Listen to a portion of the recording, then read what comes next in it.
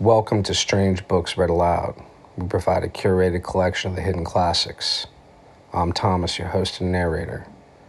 Tonight we have a great one, The Forgotten Books of Eden, Part 4. If you enjoy this content, feel free to like, subscribe, and share. Make yourself comfortable, and let the show begin. Two very different books meet in this volume, and both ask the same hard question. What can a human being endure? The first is the fourth book of Maccabees, not a history, but a philosopher's argument that devout reason is master over passions. Its proof is terrible. The aged priest Eleazar and 7 brothers with their mother are tortured one by one before a tyrant king, and each chooses death rather than betray the law of their fathers. It stands among the great meditations on courage in all of ancient literature. The second is the story of Ahikar. Older still, the tale of the wise counselor of Assyria who had no son and raised his nephew as his own, only to be betrayed by him and condemned to die. Hidden and saved, Ahikar returns at last and answers the riddles of the kings with the proverbs that made his name famous across the ancient East. Listen now to the martyr and the sage. The Forgotten Books of Eden, Part 4, translated by Rutherford H. Platt, published in 1927.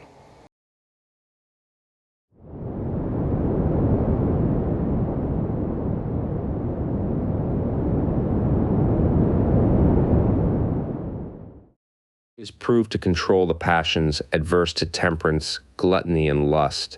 It is also clearly shown to be lord over the passions, like malevolence opposed to justice, and over those opposed to manliness, namely rage and pain and fear. But, some may ask, if the reason is master of the passions, why does it not control forgetfulness and ignorance, their object being to cast ridicule? The answer is that reason is not master over defects inhering in the mind itself, but over the passions or moral defects that are adverse to justice and manliness and temperance and judgment. And its action in their case is not to extirpate the passions, but to enable us to resist them successfully. 6. Could bring before you many examples, drawn from various sources, where reason has proved itself master over the passions. But the best instance by far that can give is the noble conduct of those who died for the sake of virtue, Eleazar, and the 7 brethren and the mother. For these all by their contempt of pains, yea, even unto death, prove that reason rises superior to the passions. 8 might enlarge here in praise of their virtues. They, the men with the mother, dying on this day we celebrate for the love of moral beauty and goodness, but rather would felicitate them on the honors they have attained. For the admiration felt for their courage and endurance, not only by the world at large, but by their very executioners, made them the authors of the downfall of the tyranny under which our nation lay, they defeating the tyrant by their endurance, so that through them was their country purified. But shall presently take opportunity to discuss this after we have begun with the general theory, as am in the habit of doing, and will then proceed to their story, giving glory to the all-wise God. Our inquiry then is whether the reason is supreme master over the passions. But we must define just what the reason is and what passion is, and how many forms of passion there are, and whether the reason is supreme over all of them. Reason take to be the mind preferring with clear deliberation the life of wisdom. Wisdom take to be the knowledge of things divine and human and of their causes. This take to be the culture acquired under the law, through which we learn with due reverence the things of God, and for our worldly profit the things of man. Now wisdom is manifested under the forms of judgment and justice, and courage and temperance. But judgment or self-control is the one that dominates them all, for through it, in truth, reason asserts its authority over the passions. But of the passions there are 2 comprehensive sources, namely pleasure and pain, and either belongs essentially also to the soul as well as to the body. And with respect both to pleasure and pain, there are many cases where the passions have certain sequences. Thus, while desire goes before pleasure, satisfaction follows after. And while fear goes before pain, after pain comes sorrow. Anger, again, if a man will retrace the course of his feelings, is a passion in which are blended both pleasure and pain. Under pleasure also comes that moral debasement which exhibits the widest variety of the passions. It manifests itself in the soul as ostentation and covetousness and vainglory and contentiousness and backbiting, and in the body as eating of strange meat and gluttony and gormandizing in secret. Now pleasure and pain being, as it were, two trees growing from body and soul, many offshoots of these passions sprout up, and each man's reason as master gardener, weeding and pruning and binding up, and turning on the water and directing it hither and thither, brings the thicket of dispositions and passions under domestication. For while reason is the guide of the virtues, it is master of the passions. Observe now, in the first place, that reason becomes supreme over the passions in virtue of the inhibitory action of temperance. Temperance, take it, is the repression of the desires, but of the desires some are mental and some physical, and both kinds are clearly controlled by reason. When we are tempted towards forbidden meats, how do we come to relinquish the pleasures to be derived from them? Is it not that reason has power to repress the appetites? In my opinion, it is so. Accordingly, when we feel a desire to eat water animals and birds and beasts and meats of every description forbidden to us under the law, we abstain through the predominance of reason, for the propensions of our appetites are checked and inhibited by the temperate mind, and all the movements of the body obey the bridle of reason. And what is there to be surprised at if the natural desire of the soul to enjoy the fruition of beauty is quenched? This certainly is why we praise the virtuous Joseph, because by his reason, with a mental effort, he checked the carnal impulse. For he, a young man at the age when physical desire is strong, by his reason quenched the impulse of his passions. And reason is proved to subdue the impulse not only of sexual desire, but of all sorts of covetings. For the law says, "Thou shalt not covet thy neighbor's wife, nor anything that is thy neighbor's." Verily, when the law orders us not to covet, it should, confirm strongly the argument that the reason is capable of controlling covetous desires, even as it does the passions that militate against justice. How else can a man, naturally gormandizing and greedy and drunken, be taught to change his nature, if the reason be not manifestly the master of the passions? Certainly, as soon as a man orders his life according to the law, if he is miserly, he acts contrary to his nature, and lends money to the needy without interest, and at the 7th-year periods cancels the debt. And if he is parsimonious, he is overruled by the law through the action of reason, and refrains from gleaning his stubbles or picking the last grapes from his vineyards. And with regard to all the rest, we can recognize that reason is in the position of master over the passions or affections. For the law ranks above affection for parents, so that a man may not for their sakes surrender his virtue, and it overrides love for a wife, so that if she transgress a man should rebuke her, and it governs love for children, so that if they are naughty a man should punish them, and it controls the claims of friendship, so that a man should reprove his friends if they do evil. And do not think it a paradoxical thing when reason through the law is able to overcome even hatred, so that a man refrains from cutting down the enemy's orchards,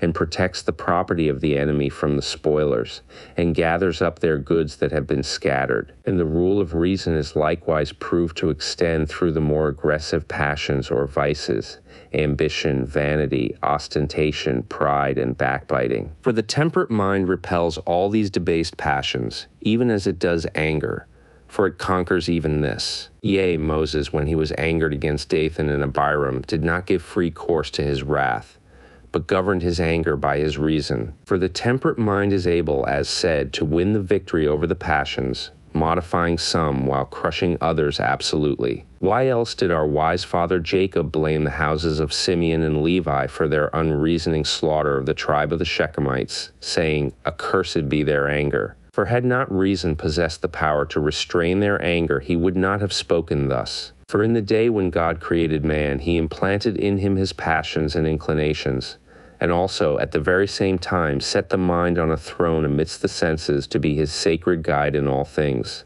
And to the mind he gave the law, by the which if a man order himself, he shall reign over a kingdom that is temperate and just and virtuous and brave. Footnotes 179.1. See The Testament of Joseph, page 260. The Forgotten Books of Eden by Rutherford H. Platt, Jr., 90scrickettexts.com. The Ruling of Desire and Anger. The Story of David's Thirst. Stirring chapters of ancient history. Native attempts to make the Jews eat swine. Interesting references to an ancient bank, verse 21. Well then, someone may ask, if reason is master of the passions, why is it not master of forgetfulness and ignorance? But the argument is supremely ridiculous. For reason is not shown to be master over passions or defects in itself, but over those of the body. For example, none of you is able to extirpate our natural desire, but the reason can enable him to escape being made a slave by desire. None of you is able to extirpate anger from the soul, but it is possible for the reason to come to his aid against anger. None of you can extirpate a malevolent disposition, but reason can be his powerful ally against being swayed by malevolence. Reason is not the extirpate of the passions, but their antagonist. The case of the thirst of King David may serve at least to make this clearer. For when David had fought the livelong day against the Philistines, and by the help of our country's warriors had slain many of them, he came at eventide, all fordone with sweat and toil, to the royal tent, around which was encamped the whole army of our ancestors. So all the host fell to their evening meal. But the king, Ip 18:1, being consumed with an intense thirst, though he had abundance of water, was unable to slake it. Instead, an irrational desire for the water that was in the possession of the enemy with growing intensity burned him up and unmanned and consumed him. Then when his bodyguard murmured against the craving of the king, 2 youths, mighty warriors, ashamed that their king should lack his desire, put on all their armor and took a water vessel and scaled the enemy's ramparts, and stealing undetected past the guards at the gate, they searched through all the enemy's camp, and they bravely found the spring and drew from it a draught for the king. But David, though still burning with the thirst, considered that such a draught, reckoned as equivalent to blood, was a grievous danger to his soul. Therefore, opposing his reason to his desire, he poured out the water as an offering to God. For the temperate mind is able to conquer the dictates of the passions, and to quench the fires of desire, and to wrestle victoriously with the pangs of our bodies, though they be exceeding strong, and by the moral beauty and goodness of reason to defy with scorn all the domination of the passions. And now the occasion calls us to set forth the story of the self-controlled reason. At a time when our fathers enjoyed great peace through the due observance of the law, and were in happy case, so that Seleucus Nicanor, the king of Asia, sanctioned the tax for the temple service, and recognized our polity. Precisely then, certain men, acting factiously against the general concord, involved us in many and various calamities. Onias, a man of the highest character, being then high priest and having the office for his life, a certain Simon raised a faction against him. But since, despite every kind of slander, he failed to injure him on account of the people, he fled abroad with intent to betray his country. So he came to Apollonius, the governor of Syria and Phoenicia and Cilicia, and said, being loyal to the king, am here to inform you that in the treasuries of Jerusalem are stored many thousands of private deposits, not belonging to the temple account, and rightfully the property of King Seleucus. Apollonius, having made inquiry into the details of the matter, praised Simon for his loyal service to the king, and hastening to the court of Seleucus, disclosed to him the valuable treasure.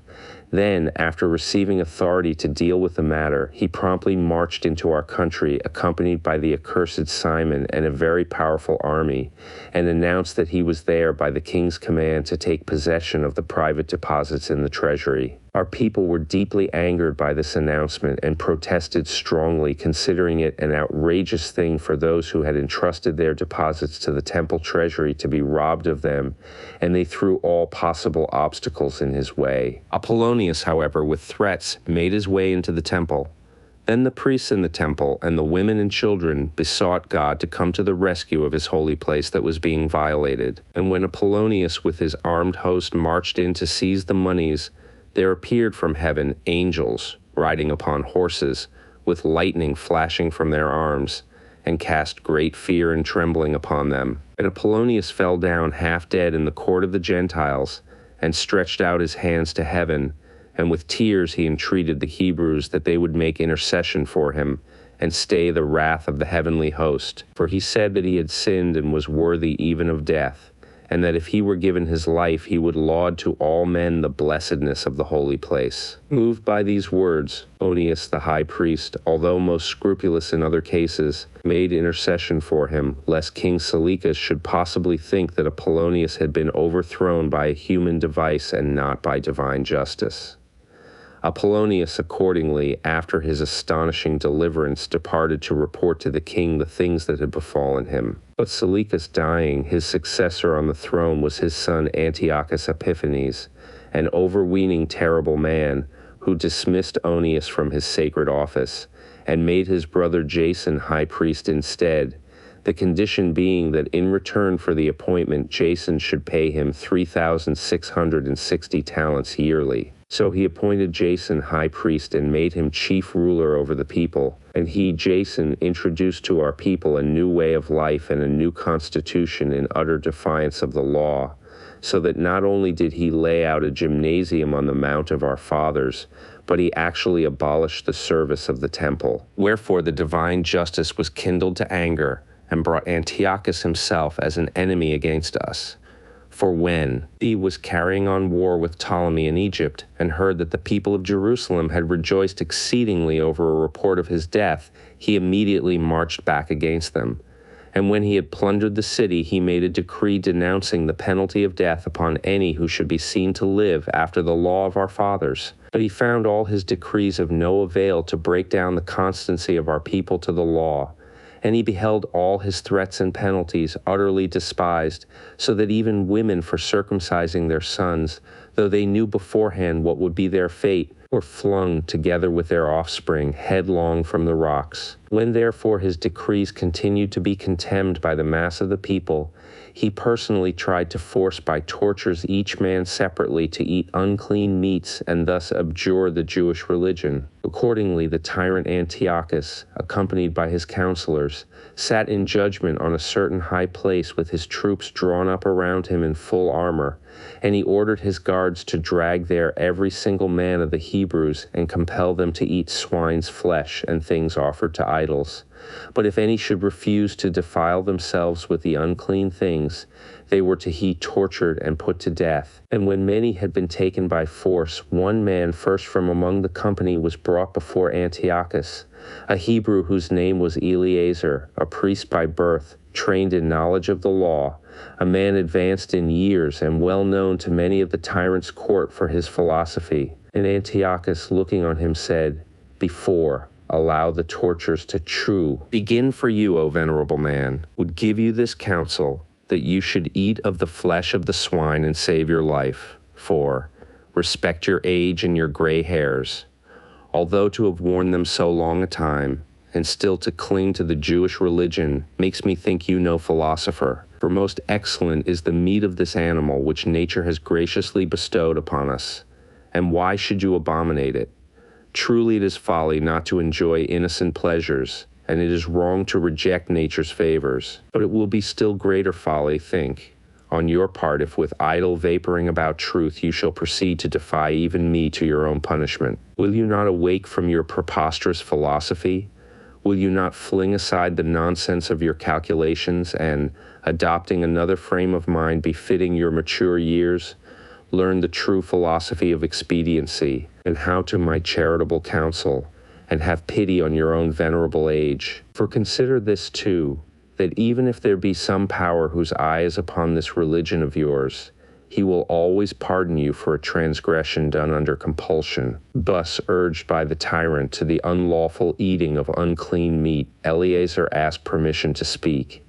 And receiving it, he began his speech before the court as follows. We, O Antiochus, having accepted the divine law as the law of our country, do not believe any stronger necessity is laid upon us than that of our obedience to the law. Therefore we do surely deem it right not, in any way whatsoever to transgress the law. And yet, were our law, as you suggest, not truly divine, while we vainly believed it to be divine, not even so would it be right for us to destroy our reputation for piety. Think it not then a small sin for us to eat the unclean thing, for the transgression of the law, be it in small things or in great, is equally heinous.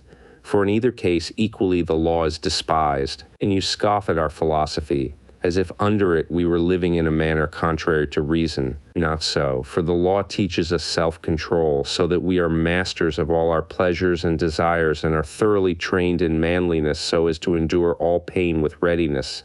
And it teaches justice, so that with all our various dispositions we act fairly.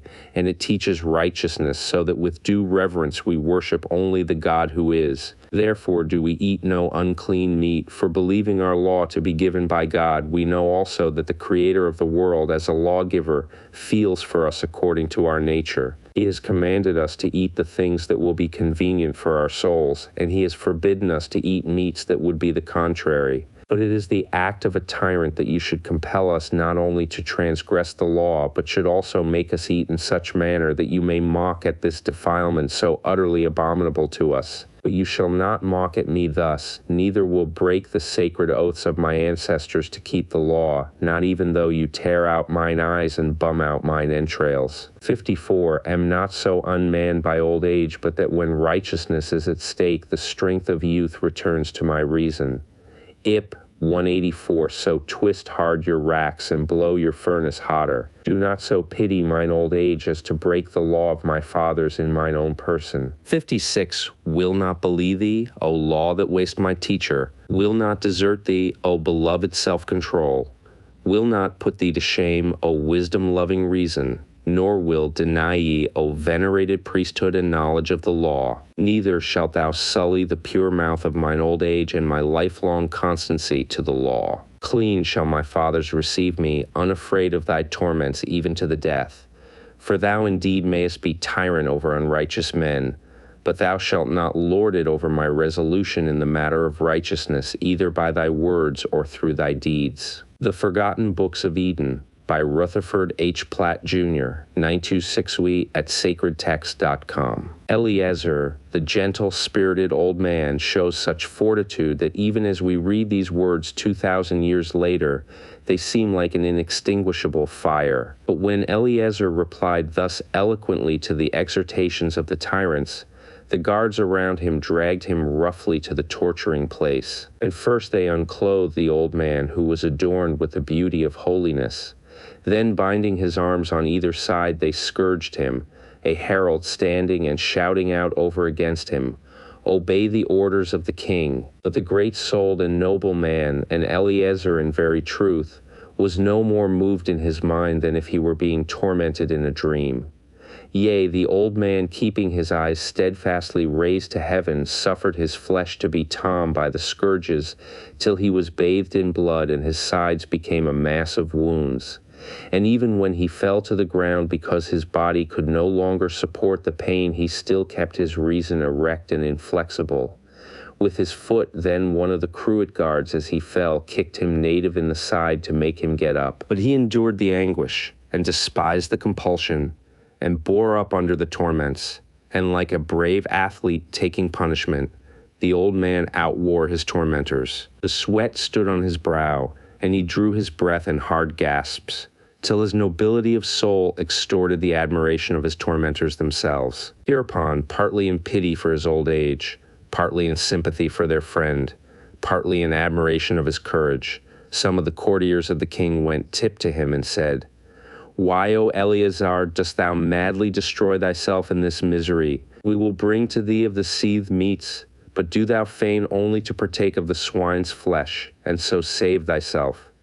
And Eleazar, as if their counsel did but add to his tortures, cried loudly, "No. May we sons of Abraham never have so evil a thought as with faint heart to counterfeit a part unseemly to us. Contrary to reason indeed, were it for us, after living unto the truth till old age, and guarding in lawful guise the repute of so living, now to change and become in our own persons a pattern to the young of impiety, to the end that we should encourage them to eat unclean meat. Shame were it if we should live on a little longer, during that little being mocked of all men for cowardice, and while despised by the tyrant as unmanly should fail to defend the divine law unto the death. Therefore, O sons of Abraham, do ye die nobly for righteousness' sake. But as for you, O minions of the tyrant, why pause ye in your work? So they, seeing him thus triumphant over the tortures and unmoved even by the pity of his executioners, dragged him to the fire. There they cast him on it, burning him with cruelly cunning devices, and they poured broth of evil odor into his nostrils. But when the fire already reached to his bones, and he was about to give up the ghost, he lifted up his eyes to God and said, Thou, O God, knowest that though might save myself am dying by fiery torments for thy law. Be merciful unto thy people, and let our punishment be a satisfaction in their behalf. Make my blood their purification, and take my soul to ransom their souls. And with these words the holy man nobly yielded up his spirit under the torture, and for the sake of the law held out by his reason, even against the torments unto death. Beyond question then, the inspired reason is master over the passions. For if his passions or sufferings had prevailed over his reason, we should have credited them with this evidence of their superior power. But now his reason having conquered his passions, we properly attribute to it the power of commanding them. And it is right that we should admit that the mastery lies with reason, in cases at least where it conquers pains that come from outside ourselves. For it were ridiculous to deny it. And my proof covers not only the superiority of reason to pains, but its superiority to pleasures also. Neither does it surrender to them. The Forgotten Books of Eden by Rutherford H. Platt, Jr., 1926-06.com. This so-called Age of Reason may in this chapter read that the philosophy of reason is 2,000 years old, the story of 7 sons and their mother. For the reason of our father Eliezer, like a fine steersman steering the ship of sanctity on the sea of the passions, though buffeted by the threats of the tyrant and swept by the swelling waves of the tortures, never shifted for one moment the helm of sanctity until he sailed into the haven of victory over death. No city besieged with many and cunning engines ever defended itself so well as did that holy man when his sacred soul was attacked with scourge and rack and flame. And he moved them who were laying siege to his soul through his reason that was the shield of sanctity. For our father Eliezer, setting his mind film as a beetling sea cliff, broke the mad onset of the surges of the passions. O priest worthy of thy priesthood, thou didst not defile thy holy teeth, nor didst thou befoul with unclean meat thy belly that had room only for piety and purity. O confessor of the law and philosopher of the divine life, such should those be whose office is to serve the law and defend it with their own blood and honorable sweat in the face of sufferings to the death. Thou, O Father, didst fortify our fidelity to the law through thy steadfastness unto glory, and having spoken in honor of holiness, thou didst not believe thy speech, and didst confirm the words of divine philosophy by thy deeds, O aged man that was more forceful than the tortures. O reverend elder that was tenser strung than the flame, thou great king over the passions, Eliezer. For as our father Aaron, armed with the censer, ran through the massed congregation against the fiery angel and overcame him, so the son of Aaron, Eliezer, being consumed by the melting heat of the fire, remained unshaken in his reason. And yet most wonderful of all, he, being an old man, with the sinews of his body unstrung and his muscles relaxed and his nerves weakened, grew a young man again in the spirit of his reason, and with Lossock-like reason turned the hydra-headed torture to impotence. O blessed age, O reverend gray head, O life faithful to the law and perfected by the seal of death. Assuredly then, if an old man despised the torments unto death for righteousness' sake, it must be admitted that the inspired reason is able to guide the passions. But some perhaps may answer that not all men are masters of the passions, because not all men have their reason enlightened. But as many as with their whole heart make righteousness their first thought, these alone are able to master the weakness of the flesh, believing that unto God they die not, as our patriarchs Abraham and Isaac and Jacob died not, but that they live unto God. Therefore there is nothing contradictory in certain persons appearing to be slaves to passion in consequence of the weakness of their reason. For who is there that, being a philosopher, following righteously the whole rule of philosophy, and having put his trust in God, and knowing that it is a blessed thing to endure all hardness for the sake of virtue, would not conquer his passions for the sake of righteousness? For the wise and self-controlled man alone is the brave ruler of the passions. Yea, by this means even young boys, being philosophers by virtue of the reason which is according to righteousness, have triumphed over yet more grievous tortures. For when the tyrant found himself notably defeated in his first attempt, and impotent to compel an old man to eat unclean meat, then truly in violent rage he ordered the guards to bring others of the young men of the Hebrews, and if they would eat unclean meat, to release them after eating it, but if they refused, to torture them yet more native. And under these orders of the tyrant, 7 brethren together with their aged mother were brought prisoners before him, all handsome and modest and well-born, and generally attractive. And when the tyrant saw them there, standing as if they were a festal choir with their mother in the midst, he took notice of them, and struck by their noble and distinguished bearing, he smiled at them, and calling them nearer said, O young men, wish well to each one of you, and admire your beauty, and honor highly so large a band of brothers. So not only do advise you not to persist in the madness of that old man who has already suffered, but even entreat of you to yield to me and become partakers in my friendship. For, as am able to punish those who disobey my orders, so am able to advance those who do obey me. Be assured then that you shall be given positions of importance and authority in my service if you will reject the ancestral law of your polity, share in the Hellenic life, and walk in a new way, and take some pleasure in your youth. For if you drive me to anger with your disobedience, you will compel me to resort to terrible penalties, and put every single one of you to death by torture. Have pity then on yourselves, whom even your opponent pity for your youth and your beauty. Will you not consider with yourselves this thing, that if you disobey me there is nothing before you but death and torments?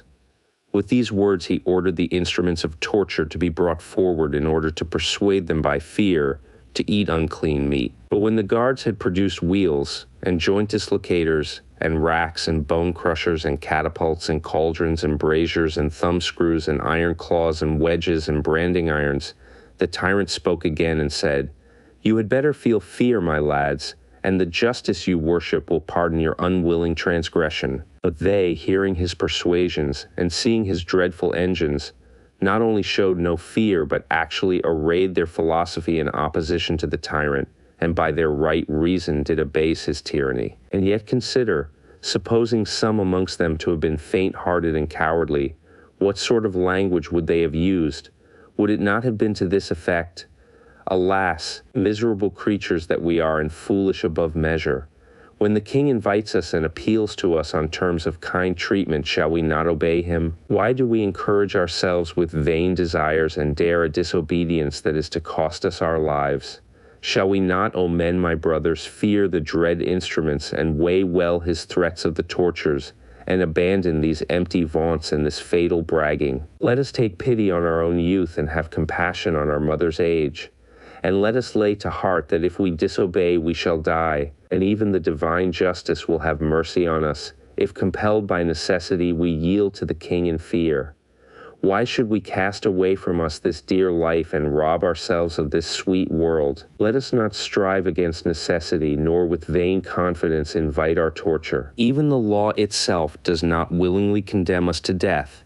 We being in terror of the instruments of torture, why does such contentiousness inflame us and a fatal obstinacy find favor with us, when we might have a peaceful life by obeying the kings? But no such words escaped these young men at the prospect of the torture, nor did such thoughts enter into their minds, for they were despisers of the passions and masters over pain. The Forgotten Books of Eden by Rutherford H. Platt, Jr., 926swordtext.com. A chapter of horror and torture revealing ancient tyranny at its utmost native. Verse 26 is profound truth. And thus no sooner did the tyrant conclude his urging of them to eat unclean meat, than all with one voice together, and as with one soul, said to him, Why dost thou delay, O tyrant?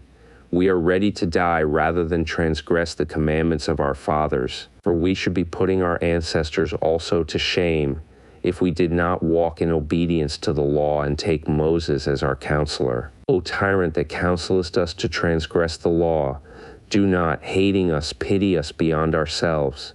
For we esteem thy mercy, giving us our life in return for a breach of the law, a thing harder to bear than death itself. Thou wouldst terrify us with thy threats of death under torture, as if a little while ago thou hadst learned nothing from Eleazar. But if the old men of the Hebrews endured the tortures for righteousness' sake, yea, until they died, more befittingly will we young men die, despising the torments of thy compulsion, over which he, our aged teacher, also triumphed. Make trial, therefore, O tyrant, and if thou takest our lives for the sake of righteousness, think not that thou hurtest us with thy tortures. For we through this, our evil entreatment, and our endurance of it, shall win the prize of virtue. But thou for our cruel murder shalt suffer at the hands of divine justice, sufficient torment by fire forever. These words of the youths redoubled the wrath of the tyrant, not at their disobedience only, but at what he considered their ingratitude. So by his orders the scourgers brought forward the eldest of them, and stripped him of his garment, and bound his hands and arms on either side with thongs. But when they had scourged him till they were weary, and gained nothing thereby, they cast him upon the wheel. And on it the noble youth was racked till his bones were out of joint. And as joint after joint gave way, he denounced the tyrant in these words: O thou most abominable tyrant, thou enemy of the justice of heaven, and bloody-minded, thou dost torment me in this fashion, not for manslaying nor for impiety, but for defending the law of God. And when the guards said to him, Consent to eat, that so you may be released from your tortures, he said to them, Your method, O miserable minions, is not strong enough to lead captive my reason. Cut off my limbs and burn my flesh and twist my joints through all the torments will show you that in behalf of virtue the sons of the Hebrews alone are unconquerable. As he thus spake, they set hot coals upon him besides, and intensifying the torture strained him yet tighter on the wheel. And all the wheel was besmeared with his blood, and the heaped coals were quenched by the humors of his body dropping down, and the rent flesh ran round the axles of the machine. And with his bodily frame already in dissolution, this great-souled youth, like a true son of Abraham, groaned not at all, but as if he were suffering a change by fire to incorruption, he nobly endured the torment, saying, Follow my example, O brothers. Do not forever desert me, and forswear not our brotherhood in nobility of soul. War a holy and honorable warfare on behalf of righteousness, through which may the just providence that watched over our fathers become merciful unto his people, and take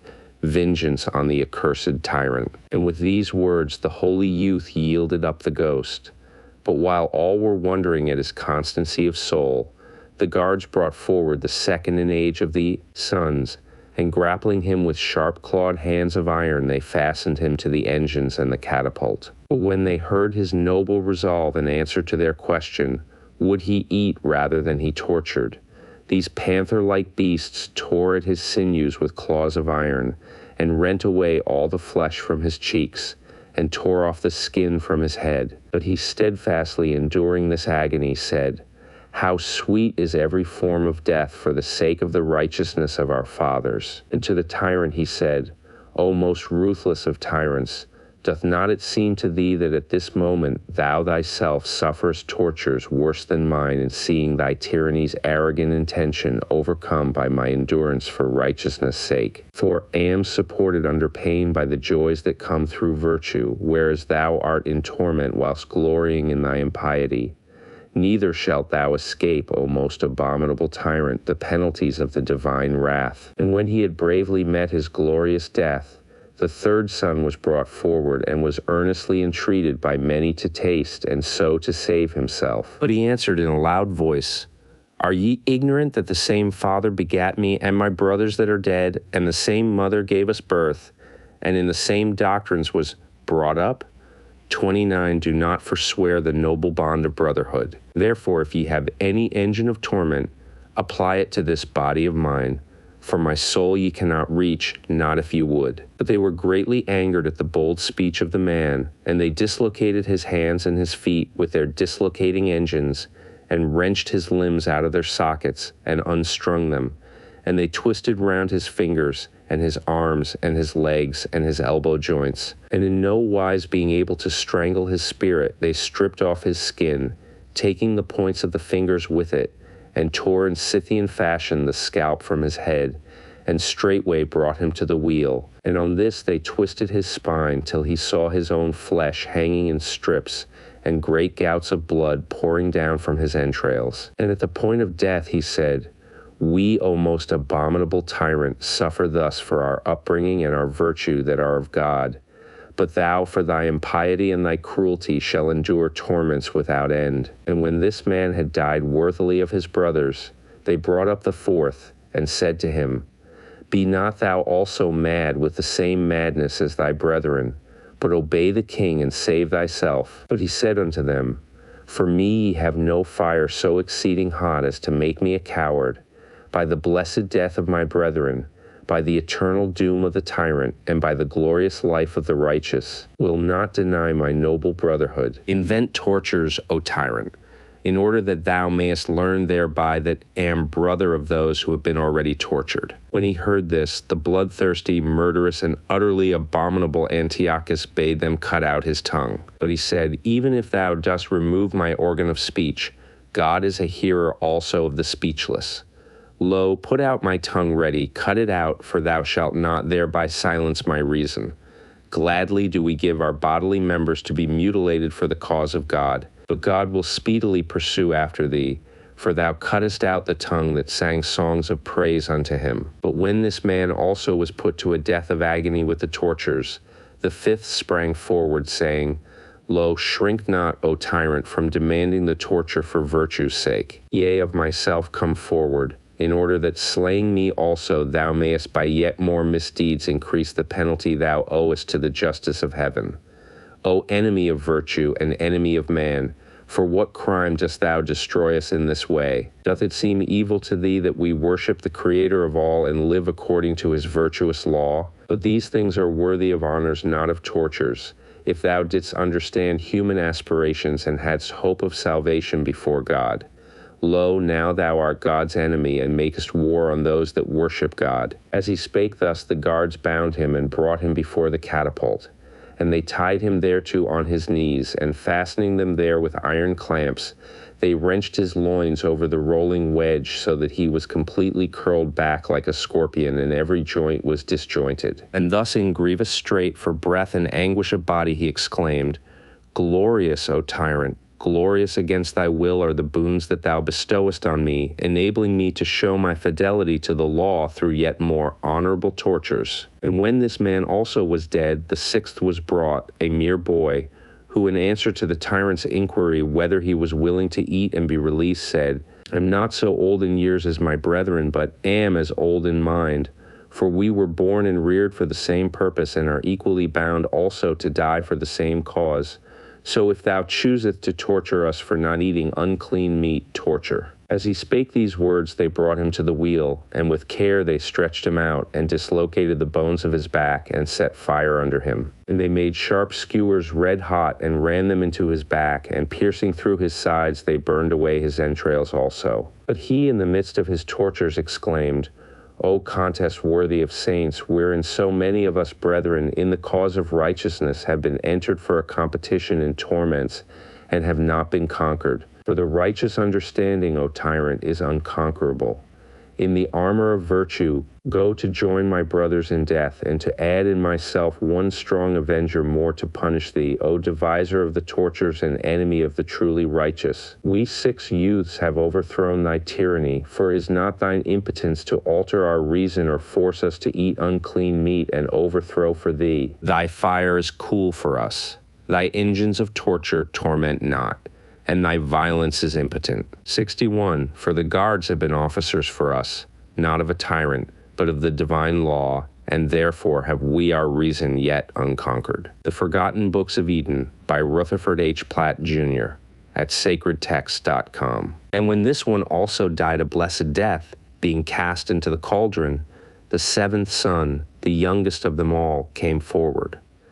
But the tyrant, although fiercely exasperated by his brethren, felt pity for the boy, and seeing him there already bound, he had him brought near, and sought to persuade him, saying, Thou seest the end of the folly of thy brethren, for through their disobedience they have been racked to death. Thou too, if thou dost not obey, wilt thyself also be miserably tortured and put to death before thy time.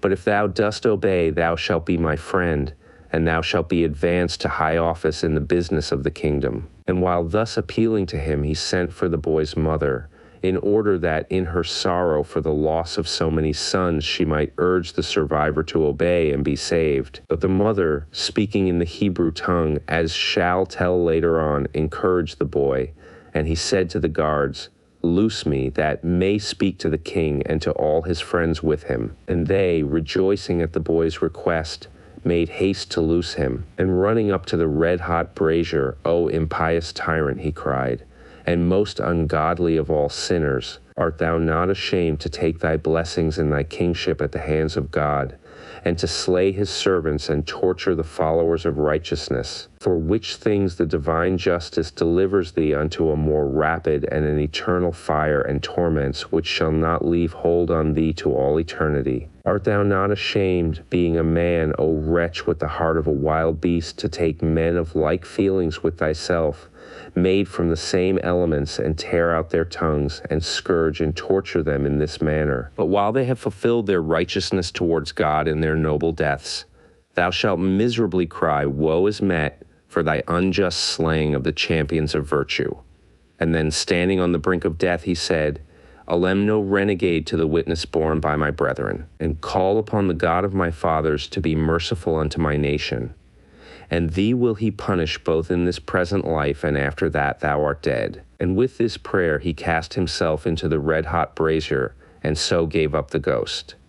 If therefore the seven brethren despised the tortures even to the death, it is universally proved that the inspired reason is supreme lord over the passions. For if they had yielded to their passions or sufferings and eaten unclean meat, we should have said that they had been conquered thereby. But in this case it was not so. On the contrary, by their reason, which was commended in the sight of God, they rose superior to their passions. And it is impossible to deny the supremacy of the mind, for they won the victory over their passions and their pains. IP 1920 AF. How can we do otherwise than admit right reason's mastery over passion with these men who shrank not before the agonies of burning? For even as towers on harbor moles repulse the assaults of the waves and offer a calm entrance to those entering the haven, so the seven-towered right reason of the youths defended the haven of righteousness and repulsed the tempestuousness of the passions. They formed a holy choir of righteousness as they cheered one another on, saying, Let us die like brothers, O brethren, for the law.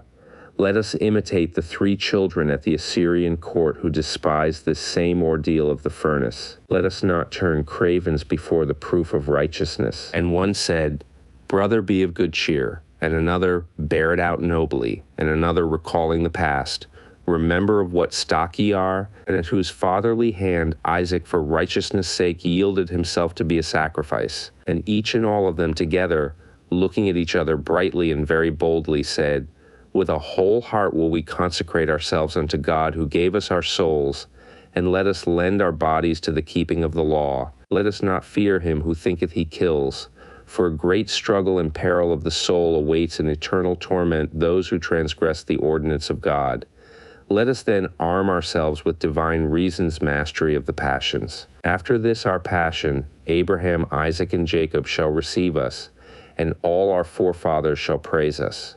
And to each separate one of the brothers as they were dragged off, those whose turn was yet to come said, Do not disgrace us, brother, nor be false to our brethren already dead. You are not ignorant of the love of brethren, whereof the divine and all-wise providence has given an inheritance to those who are begotten, though their fathers, implanting it in them even through the mother's womb, wherein brethren do dwell the like period, and take their form during the same time, and are nourished from the same blood, and are quickened with the same soul, and are brought into the world after the same space, and they draw milk from the same founts, whereby their fraternal souls are nursed together in arms at the breast, and they are knit yet closer through a common nurture and daily companionship and other education, and through our discipline under the law of God. The feeling of brotherly love being thus naturally strong, the 7 brethren had their mutual concord made yet stronger.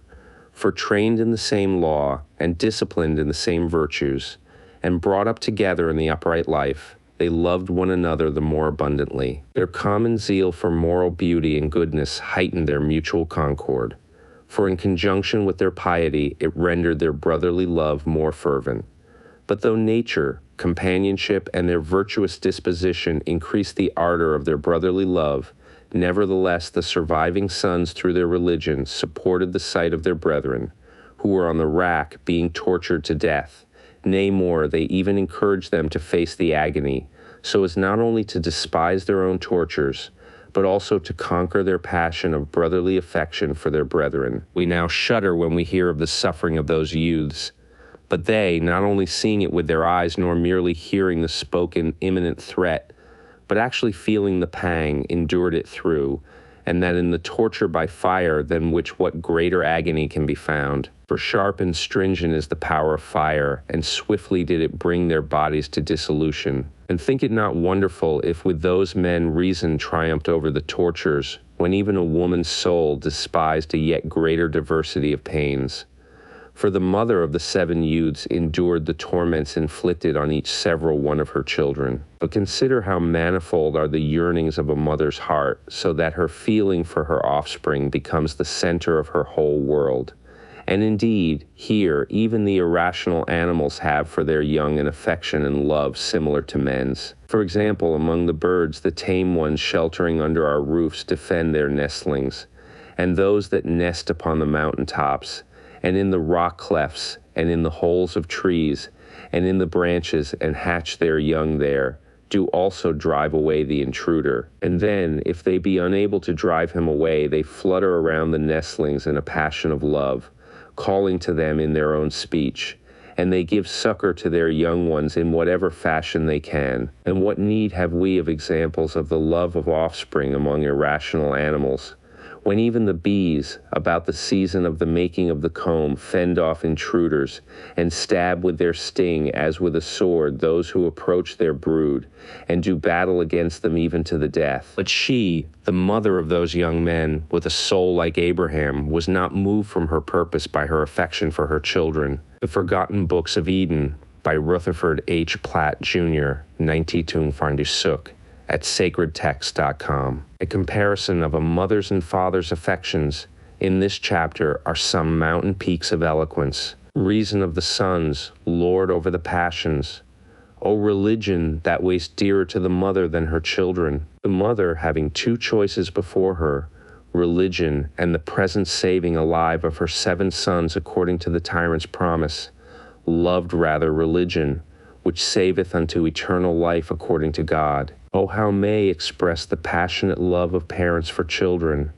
We stamp a marvelous 19 for a likeness of our soul and of our shape on the tender nature of the child, and most of all through the mother's sympathy with her children being deeper than the father's. For women are softer of soul than men, and the more children they bear, the more do they abound in love for them. But of all mothers, she of the 7 sons abounded in love beyond the rest, seeing that, having in 7 childbearings felt maternal tenderness for the fruit of her womb, and having been constrained because of the many pangs in which she bore each to a close affection, she nevertheless through the fear of God rejected the present safety of her children. Aye, and more than that, through the moral beauty and goodness of her sons and their obedience to the law, her maternal love for them was made stronger, for they were just, and temperate, and brave, and great-souled, and lovers of each other and of their mother in such manner that they obeyed her in the keeping of the law even unto death. But nevertheless,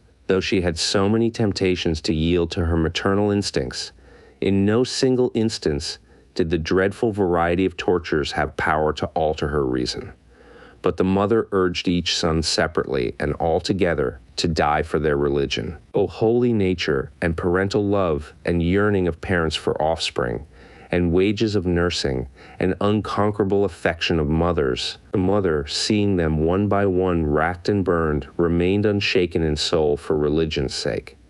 She saw the flesh of her sons being consumed in the fire, and the extremities of their hands and feet scattered on the ground, and the flesh covering torn off from their heads right to their cheeks, strewn about like masks. O mother, who now knew sharper pangs than the pangs of labor, O woman, alone among women, the fruit of whose womb was perfect religion, thy firstborn, giving up the ghost, did not alter thy resolution, nor thy second, looking with eyes of pity on thee under his tortures, nor thy third, breathing out his spirit. Neither didst thou weep when thou beheldest the eyes of each amid the torments, looking boldly on the same anguish, and sawest in their quivering nostrils the signs of approaching death. When thou sawest the flesh of one son being severed after the flesh of another, and hand after hand being cut off, and head after head being flayed, and corpse cast upon corpse, and the place crowded with spectators on account of the tortures of thy children,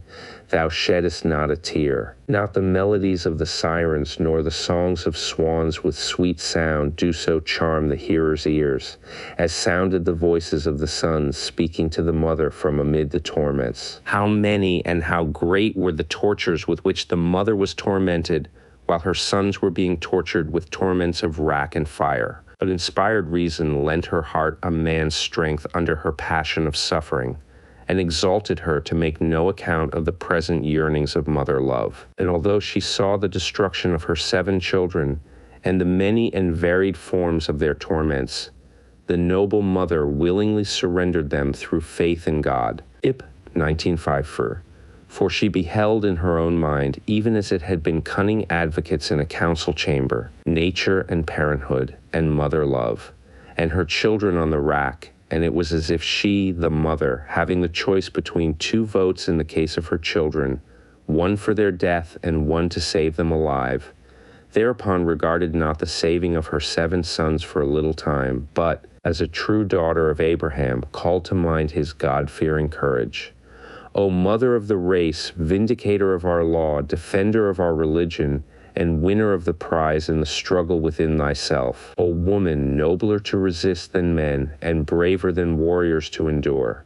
For as the ark of Noah, with the whole living world for her burden in the world-whelming deluge, did withstand the mighty surges, so thou, the keeper of the law, beaten upon every side by the surging waves of the passions, and strained as with strong blasts by the tortures of thy sons, didst nobly weather the storms that assailed thee for religion's sake. Thus then, if one both a woman and advanced in years, and the mother of 7 sons, endured the sight of her children being tortured to death, the inspired reason must confessly be supreme ruler over the passions. 25 have proved accordingly that not only have men triumphed over their sufferings, but that a woman also has despised the most dreadful tortures. And not so fierce were the lions around Daniel, not so hot was the burning fiery furnace of Mishael, as burned in her the instinct of motherhood at the sight of her 7 sons being tortured. But by her religion-guided reason, the mother quenched her passions, many and strong as they were. For there is this also to consider, that had the woman been weak of spirit, despite her motherhood, she might have wept over them, and perchance spoken thus, Ah, thrice wretched me, and more than thrice wretched. 7 children have borne and am left childless. In vain was 7 times with child, and to no profit was my 10 months' burden 7 times borne. And fruitless have been my nursings, and sorrowful my sucklings. In vain for you, O my sons, did endure the many pangs of labor, and the more difficult cares of your upbringing. Alas for my sons, that some were yet unwed, and those that were wedded had begotten no children, shall never see children of yours, nor shall be called by the name of grandparent. Ah me, that had many beautiful children, and am a widow and desolate in my woe. Neither will there be any son to bury me when am dead. But the holy and God-fearing mother wailed not with this lamentation over any one of them, neither besought she any to escape death, nor lamented over them as dying men, But as though she had a soul of adamant, and were bringing forth the number of her sons for a second time into immortal life, she besought rather and entreated of them that they should die for religion's sake. O mother, warrior of God in the cause of religion, old and a woman, thou didst both defeat the tyrant by thy endurance, and was found stronger than a man in deeds as well as words. For verily, when thou wast put in bonds with thy sons, thou stoodest there seeing Eleazar being tortured, and thou speakest to thy sons in the Hebrew tongue. My sons, noble is the fight, and do ye, being called thereto to bear witness for our nation, fight therein zealously on behalf of the law of our fathers. For it would be shameful if, while this aged man endured the agony for religion's sake, you that are young men shrank before the pain. Remember that for the sake of God ye have come into the world, and have enjoyed life, and that therefore ye owe it to God to endure all pain for his sake, for whom also our father Abraham made haste to sacrifice his son Isaac, the ancestor of our nation. And Isaac, seeing his father's hand lifting the knife against him, did not shrink. And Daniel, the just man, was cast to the lions.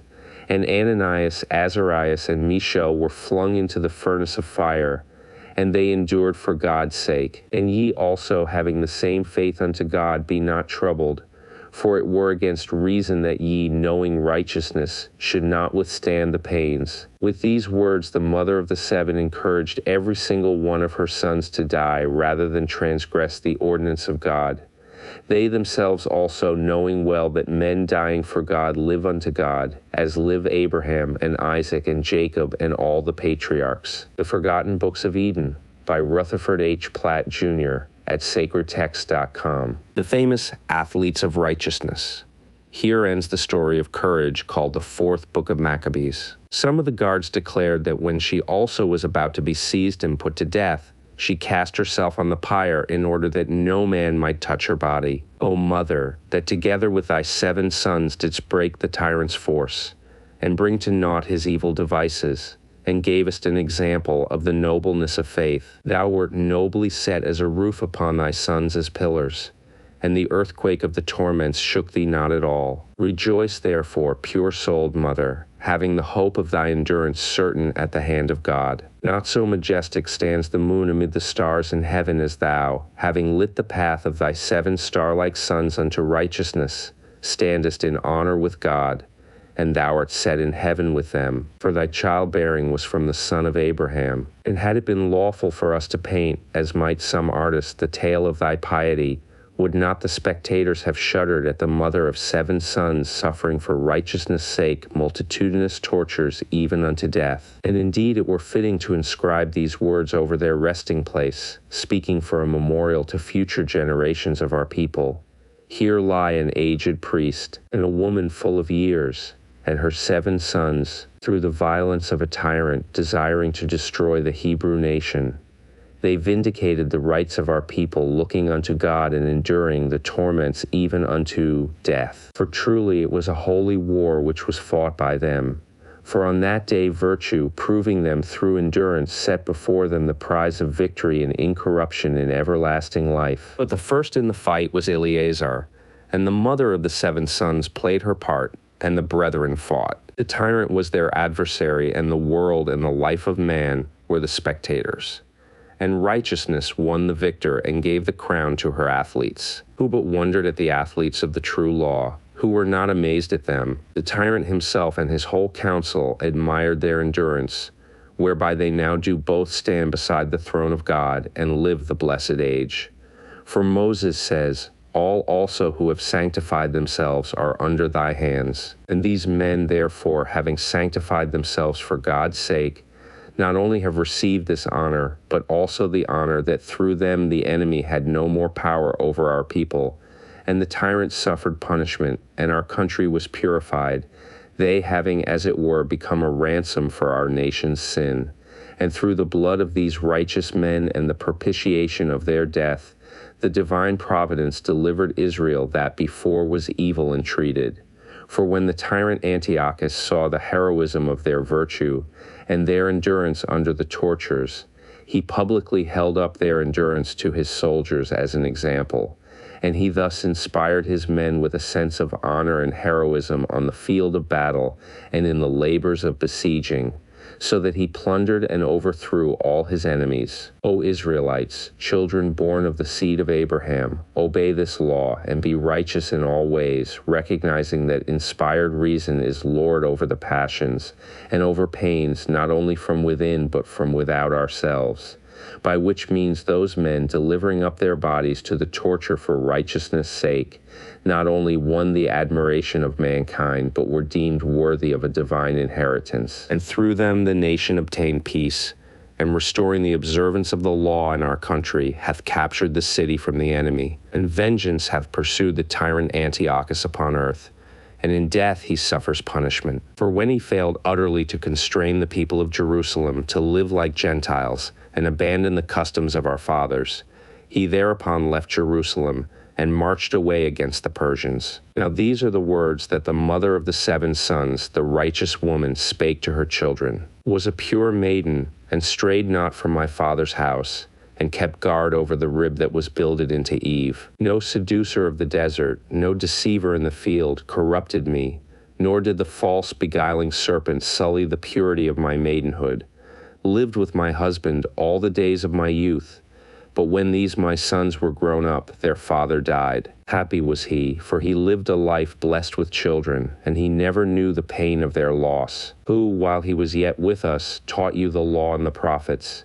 He read to us of Abel, who was slain by Cain, and of Isaac, who was offered as a burnt offering, and of Joseph in the prison. And he spake to us of Phinehas, the zealous priest, and he taught you the song of Ananias, Azarias, and Mishael in the fire. And he glorified also Daniel in the den of lions, and blessed him. And he called to your minds the saying of Isaiah, Yea, even though thou pass through the fire, the flame shall not hurt thee. He sang to us the words of David the psalmist, Many are the afflictions of the just. He quoted to us the proverb of Solomon, He is a tree of life to all them that do his will. He confirmed the words of Ezekiel, Shall these dry bones live?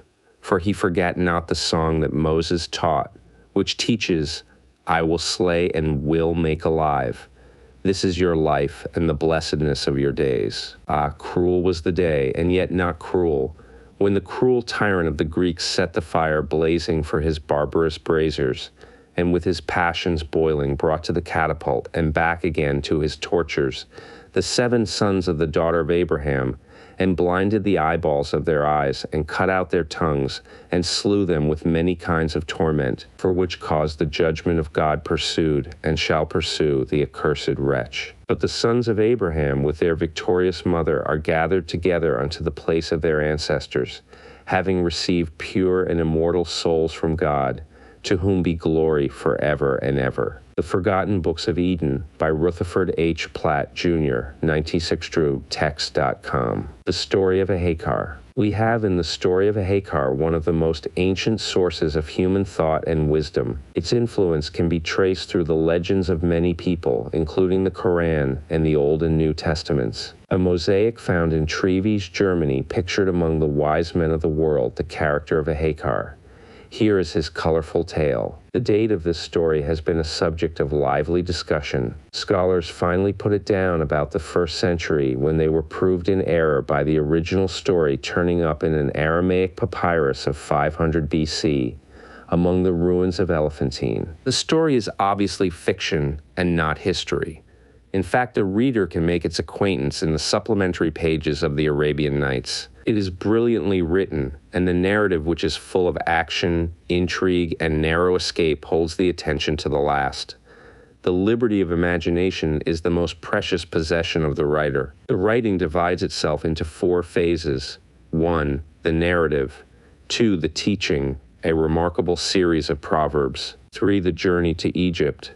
4, the similitudes or parables with which Ahikar completes the education of his erring nephew. The Forgotten Books of Eden by Rutherford H. Platt, Jr., 92-6 at sacredtext.com. Ahikar, Grand Vizier of Assyria, has 60 wives but is fated to have no son. Therefore he adopts his nephew. He crams him full of wisdom and knowledge more than of bread and water. The story of Hagar the Wise, Vizier of Sennacherib the king, and of Nadan, sister's son to Hagar the sage. There was a vizier in the days of King Sennacherib, son of Sarhaddon, king of Assyria and Nineveh, a wise man named Hagar, and he was vizier of the king Sennacherib. He had a fine fortune and much goods, and he was skillful, wise, a philosopher, in knowledge, in opinion, and in government.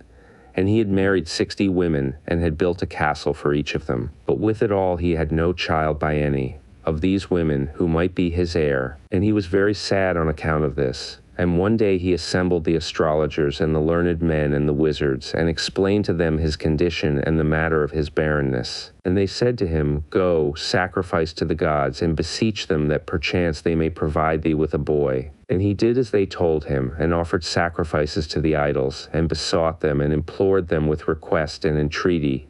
And they answered him not one word. And he went away sorrowful and dejected, departing with a pain at his heart.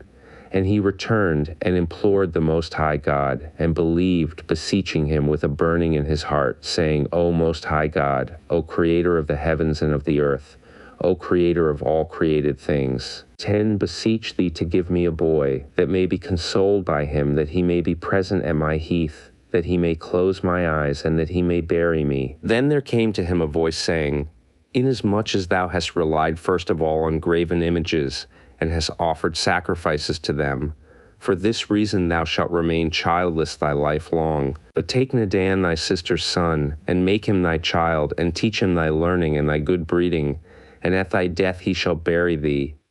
Thereupon he took Nadan his sister's son, who was a little suckling, and he handed him over to 8 wet nurses, that they might suckle him and bring him up. And they brought him up with good food and gentle training and silken clothing and purple and crimson. And he was seated upon couches of silk. And when Nadan grew big and walked, shooting up like a tall cedar, he taught him good manners and writing and science and philosophy. And after many days King Sennacherib looked at Hagar and saw that he had grown very old. And moreover he said to him, O my honored friend, the skillful, the trusty, the wise, the governor, my secretary, my vizier, my chancellor and director, verily thou art grown very old and weighted with years, and thy departure from this world must be near. Tell me who shall have a place in my service after thee. And Hagar said to him, O my lord, may thy head live forever. There is Nadan my sister's son, have made him my child, and have brought him up and taught him my wisdom and my knowledge. And the king said to him, O Hagar, bring him to my presence, that may see him, and if find him suitable, put him in thy place, and thou shalt go thy way to take a rest and to live the remainder of thy life in sweet repose. And Hagar went and presented Nadan his sister's son. And he did homage and wished him power and honor. And he looked at him and admired him and rejoiced in him and said to Hagar, Is this thy son, O Hagar? Pray that God may preserve him. And as thou hast served me and my father Sarhaddon, so may this boy of thine serve me and fulfill my undertakings, my needs, and my business, so that may honor him and make him powerful for thy sake. And Hagar did obeisance to the king and said to him, May thy head live, O my lord the king, forever. Seek from thee that thou mayst be patient with my boy Nadan and forgive his mistakes, that he may serve thee as it is fitting. Then the king swore to him that he would make him the greatest of his favorites and the most powerful of his friends, and that he should be with him in all honor and respect. And he kissed his hands and bade him farewell. And he took Nadan, his sister's son, with him, and seated him in a parlor, and set about teaching him night and day, till he had crammed him with wisdom and knowledge more than with bread and water. The Forgotten Books of Eden, by Rutherford H. Platt, Jr., at sacredtexts.com. Thus he taught him, saying, O my son, hear my speech and follow my advice, and remember what say. O my son, if thou hearest a word, let it die in thy heart, and reveal it not to another, lest it become a live coal, and burn thy tongue, and cause a pain in thy body, and thou gain a reproach, and art shamed before God and man. O my son, if thou hast heard a report, spread it not, and if thou hast seen something, tell it not. O my son, make thy eloquence easy to the listener, and be not hasty to return an answer. O my son, when thou hast heard anything, hide it not. O my son, loose not a sealed knot, nor untie it, and seal not a loosened knot. O my son, covet not outward beauty, for it wanes and passes away, but an honorable remembrance lasts for aye. O my son, let not a silly woman deceive thee with her speech, lest thou die the most miserable of deaths, and she entangle thee in the net till thou art ensnared. O my son, desire not a woman bedizened with dress and with ointments, who is despicable and silly in her soul. Woe o thee if thou bestow on her anything that is thine, or commit to her what is in thine hand, and she entice thee into sin, and God be wroth with thee. O my son, be not like the almond tree, for it brings forth leaves before all the trees, and edible fruit after them all. But be like the mulberry tree, which brings forth edible fruit before all the trees, and leaves after them all. O my son, bend thy head low down, and soften thy voice, and be courteous, and walk in the straight path, and be not foolish, and raise not thy voice when thou laughest, for if it were by a loud voice that a house was built, the ass would build many houses every day. And if it were by dint of strength that the plow were driven, the plow would never be removed from under the shoulders of the camels.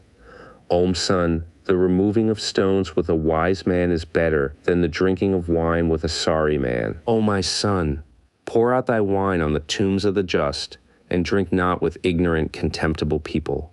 O my son, cleave to wise men who fear God and be like them, and go not near the ignorant, lest thou become like him and learn his ways. O my son, when thou hast got thee a comrade or a friend, try him, and afterwards make him a comrade and a friend, and do not praise him without a trial, and do not spoil thy speech with a man who lacks wisdom. O my son, while a shoe stays on thy foot, walk with it on the thorns, and make a road for thy son, and for thy household and thy children, and make thy ship taut before she goes on the sea, and its waves and sinks, and cannot he saved. O my son, if the rich man eat a snake, they say, it is by his wisdom, and if a poor man eat it, the people say, from his hunger. O my son, be content with thy daily bread and thy goods, and covet not what is another's. O my son, be not neighbor to the fool, and eat not bread with him, and rejoice not in the calamities of thy neighbors. If thine enemy wrong thee, show him kindness. O my son, a man who fears God, do thou fear him and honor him. O my son, the ignorant man falls and stumbles, and the wise man, even if he stumbles, he is not shaken.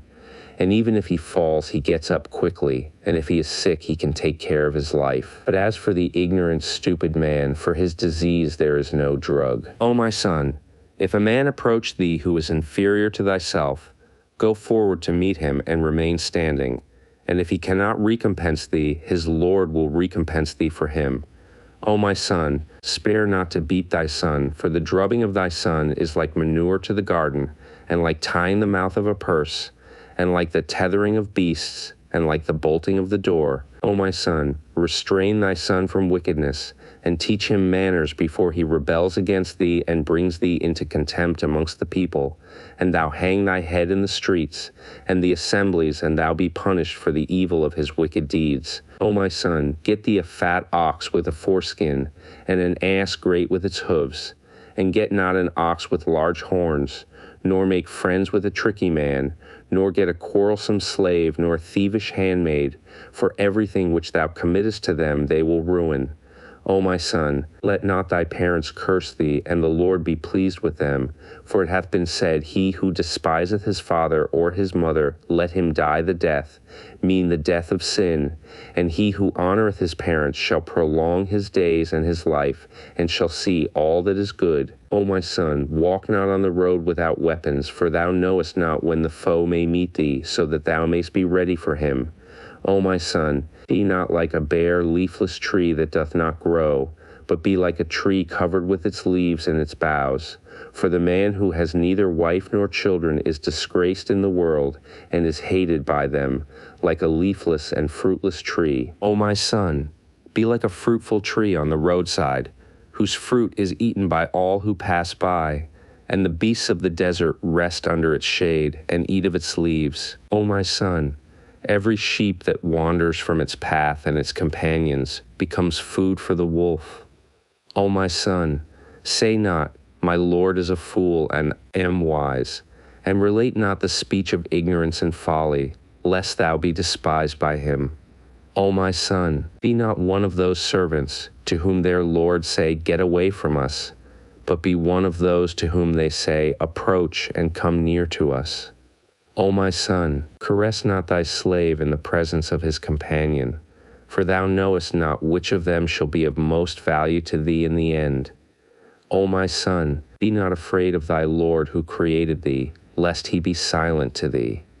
O my son, make thy speech fair and sweeten thy tongue, and permit not thy companion to tread on thy foot, lest he tread at another time on thy breast. O my son, if thou beat a wise man with a word of wisdom, it will lurk in his breast like a subtle sense of shame.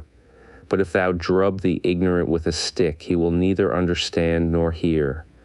O my son, if thou send a wise man for thy needs, do not give him many orders, for he will do thy business as thou desirest. And if thou send a fool, do not order him, but go thyself and do thy business. For if thou order him, he will not do what thou desirest. If they send thee on business, hasten to fulfill it quickly. O my son, make not an enemy of a man stronger than thyself, for he will take thy measure, and his revenge on thee. O my son, make trial of thy son and of thy servant before thou committest thy belongings to them, lest they make away with them. For he who hath a full hand is called wise, even if he be stupid and ignorant, and he who hath an empty hand is called poor, ignorant, even if he be the prince of sages. O my son, have eaten a colocynth, and swallowed aloes, and have found nothing more bitter than poverty and scarcity. O my son, teach thy son frugality and hunger, that he may do well in the management of his household.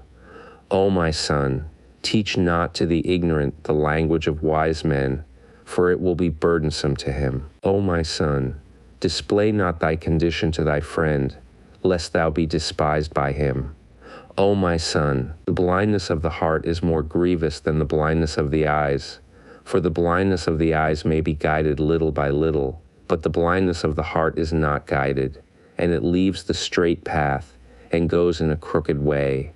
O my son, the stumbling of a man with his foot is better than the stumbling of an with his tongue.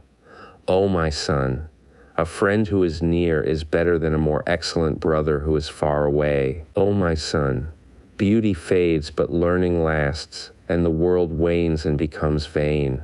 But a good name neither becomes vain nor wanes. O my son, the man who hath no rest, his death were better than his life, and the sound of weeping is better than the sound of singing. For sorrow and weeping, if the fear of God be in them, are better than the sound of singing and rejoicing. O my child, the thigh of a frog in thy hand is better than a goose in the pot of thy neighbor, and a sheep near thee is better than an ox far away. And a sparrow in thy hand is better than 1,000 sparrows flying, and poverty which gathers is better than the scattering of much provision, and a living fox is better than a dead lion, and a pound of wool is better than a pound of wealth, mean of gold and silver. For the gold and the silver are hidden and covered up in the earth, and are not seen. But the wool stays in the markets, and it is seen, and it is a beauty to him who wears it. O my son, a small fortune is better than a scattered fortune. O my son, a living dog is better than a dead poor man. O my son, a poor man who does right is better than a rich man who is dead in sins. O my son, keep a word in thy heart, and it shall be much to thee, and beware lest thou reveal the secret of thy friend. O my son, let not a word issue from thy mouth till thou hast taken counsel with thy heart, and stand not betwixt persons quarreling, because from a bad word there comes a quarrel, and from a quarrel there comes war, and from war there comes fighting. And thou wilt be forced to bear witness. But run from thence and rest thyself. O my son, withstand not a man stronger than thyself, but get thee a patient spirit, an endurance and an upright conduct, for there is nothing more excellent than that. O my son, hate not thy first friend, for the second one may not last. O my son, visit the poor in his affliction, and speak of him in the Sultan's presence, and do thy diligence to save him from the mouth of the lion. O my son, rejoice not in the death of thine enemy, for after a little while thou shalt be his neighbor, and him who mocks thee do thou respect and honor, and be beforehand with him in greeting. O my son, if water would stand still in heaven, and a black crow become white, and myrrh grow sweet as honey, then ignorant men and fools might understand and become wise. O my son, if thou desire to be wise, restrain thy tongue from lying, and thy hand from stealing, and thine eyes from beholding evil.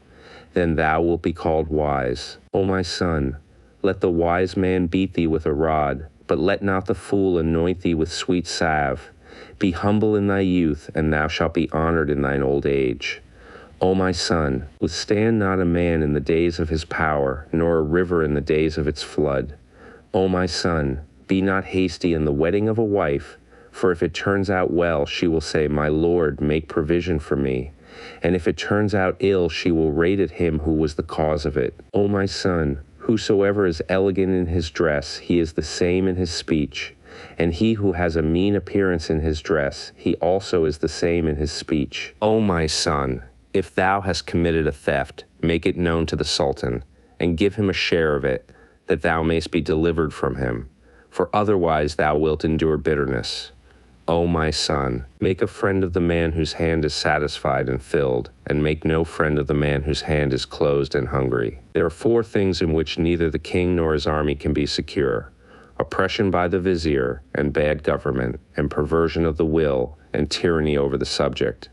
And 4 things which cannot be hidden: the prudent, and the foolish, and the rich, and the poor. Footnotes 42031 cf. A bird in the hand is worth 2 in the bush. The Forgotten Books of Eden by Rutherford H. Platt, Jr., sacredtext.com. Ahikar retires from active participation in affairs of state. He turns over his possessions to his treacherous nephew. Here is the amazing story of how a thankless profligate turns forgerer. A clever plot to entangle Ahikar results in his being condemned to death, apparently the end of Ahikar. Thus spake Hagar, and when he had finished these injunctions and proverbs to Nadan, his sister's son, he imagined that he would keep them all, and he knew not that instead of that he was displaying to him weariness and contempt and mockery. Thereafter Ahikar sat still in his house and delivered over to Nadan all his goods and the slaves and the handmaidens and the horses and the cattle and everything else that he had possessed and gained. And the power of bidding and of forbidding remained in the hand of Nadan. And Hagar sat at rest in his house, and every now and then Ahikar went and paid his respects to the king, and returned home. Now when Nadan perceived that the power of bidding and of forbidding was in his own hand, he despised the position of Ahikar and scoffed at him, and set about blaming him whenever he appeared, saying, My uncle Ahikar is in his dotage, and he knows nothing now. And he began to beat the slaves and the handmaidens, and to sell the horses and the camels, and be spendthrift with all that his uncle Ahikar had owned. And when Ahikar saw that he had no compassion on his servants nor on his household, he arose and chased him from his house, and sent to inform the king that he had scattered his possessions and his provision. And the king arose and called Nadan and said to him, Whilst Ahikar remains in health, no one shall rule over his goods, nor over his household, nor over his possessions. And the hand of Nadan was lifted off from his uncle Ahikar, and from all his goods. And in the meantime he went neither in nor out, nor did he greet him. Thereupon Ahikar repented him of his toil with Nadan his sister's son, and he continued to be very sorrowful. And Nadan had a younger brother named Benuzardan, so Ahikar took him to himself in place of Nadan, and brought up and honored him with the utmost honor. And he delivered over to him all that he possessed, and made him governor of his house. Now when Nadan perceived what had happened, he was seized with envy and jealousy, and he began to complain to everyone who questioned him, and to mock his uncle Ahikar, saying, My uncle has chased me from his house, and has preferred my brother to me. But if the Most High God give me the power, shall bring upon him the misfortune of being killed. And Nadan continued to meditate as to the stumbling block he might contrive for him. And after a while Nadan turned it over in his mind, and wrote a letter to Achish, son of Shah the Wise, king of Persia, saying thus, Peace and health, and might and honor from Sennacherib, king of Assyria and Nineveh, and from his vizier and his secretary Hagar unto thee, O great king, let there be pence between thee and me. And when this letter reaches thee, if thou wilt arise and go quickly to the plain of Nisrin and to Assyria and Nineveh, will deliver up the kingdom to thee without war and without battle array. And he wrote also another letter in the name of Hikar to Pharaoh, king of Egypt. Let there be peace between thee and me, O mighty king. If at the time of this letter reaching thee thou wilt arise and go to Assyria and Nineveh to the plain of Nisrin, will deliver up to thee the kingdom without war and without fighting. And the writing of Nadan was like to the writing of his uncle Hikar. Then he folded the two letters and sealed them with the seal of his uncle Hikar. They were nevertheless in the king's palace. Then he went and wrote a letter likewise from the king to his uncle Hikar. Peace and health to my vizier, my secretary, my chancellor, Hikar. O Hikar, when this letter reaches thee, assemble all the soldiers who are with thee, and let them be perfect in clothing and in numbers, and bring them to me on the 5th day in the plain of Nisrin. And when thou shalt see me there coming towards thee, haste and make the army move against me as an enemy who would fight with me, for have with me the ambassadors of Pharaoh, king of Egypt, that they may see the strength of our army, and may fear us, for they are our enemies, and they hate us. Then he sealed the letter and sent it to Hikar by one of the king's servants. And he took the other letter which he had written, and spread it before the king, and read it to him, and showed him the seal. And when the king heard what was in the letter, he was perplexed with a great perplexity, and was wroth with a great and fierce wrath, and said, Ah, I've shown my wisdom. What have done to Hagar, that he has written these letters to my enemies? Is this my recompense from him for my benefits to him? And Nadan said to him, Be not grieved, O king, nor be wroth, but let us go to the plain of Nisrin, and see if the tale be true or not. Then Nadan arose on the 5th day, and took the king and the soldiers and the vizier, and they went to the desert, to the plain of Nisrin. And the king looked, and lo, Hikar and the army were set in array. And when Hagar saw that the king was there, he approached and signaled to the army to move as in war, and to fight in array against the king as it had been found in the letter, he not knowing what a pit Nadan had digged for him. And when the king saw the act of Hikar, he was seized with anxiety and terror and perplexity, and was wroth with a great wrath. And Nadan said to him, Hast thou seen, O my lord the king, what this wretch has done? But be not thou wroth, and be not grieved nor pained, but go to thy house and sit on thy throne, and will bring Hikar to thee bound and chained with chains, and will chase away thine enemy from thee without toil. And the king returned to his throne, being provoked about Hikar, and did nothing concerning him. And Nadan went to Hikar and said to him, Wallah, O my uncle, the king verily rejoiceth in thee with great joy, and thanks thee for having done what he commanded thee. And now he hath sent me to thee, that thou mayst dismiss the soldiers to their duties, and come thyself to him with thy hands bound behind thee, and thy feet chained, that the ambassadors of Pharaoh may see this, and that the king may be feared by them and by their king. Then answered Hagar and said, To hear is to obey. And he arose straightway, and bound his hands behind him, and chained his feet. And Nadan took him, and went with him to the king.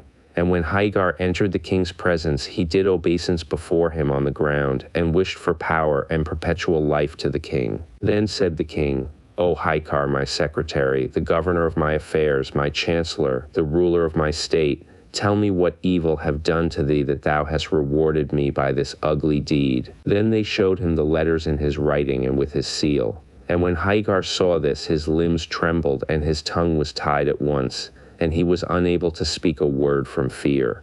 But he hung his head towards the earth and was dumb. And when the king saw this, he felt certain that the thing was from him. And he straightway arose and commanded them to kill Hagar, and to strike his neck with the sword outside of the city.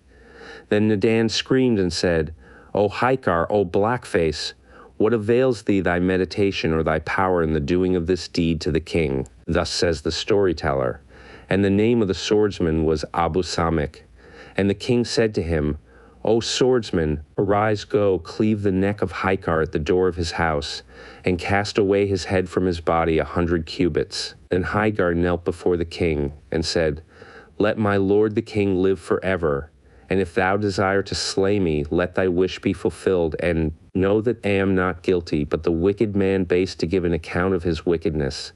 Nevertheless, O my lord the king, beg of thee and of thy friendship, permit the swordsman to give my body to my slaves that they may bury me, and let thy slave be thy sacrifice." The king arose and commanded the swordsman to do with him according to his desire.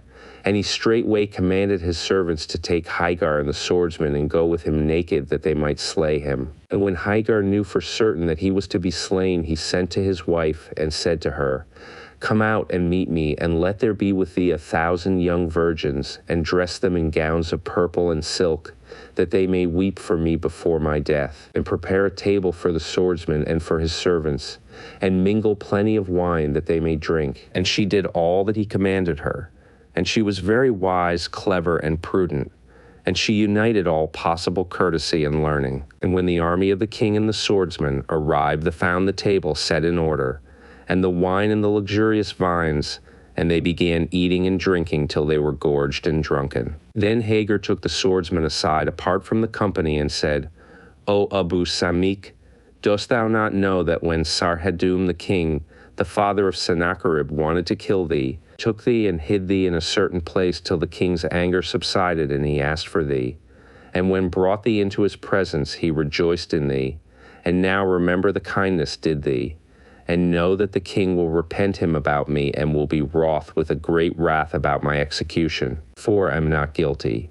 And it shall be, when thou shalt present me before him in his palace, thou shalt meet with great good fortune, and know that Nadan my sister's son has deceived me, and has done this bad deed to me.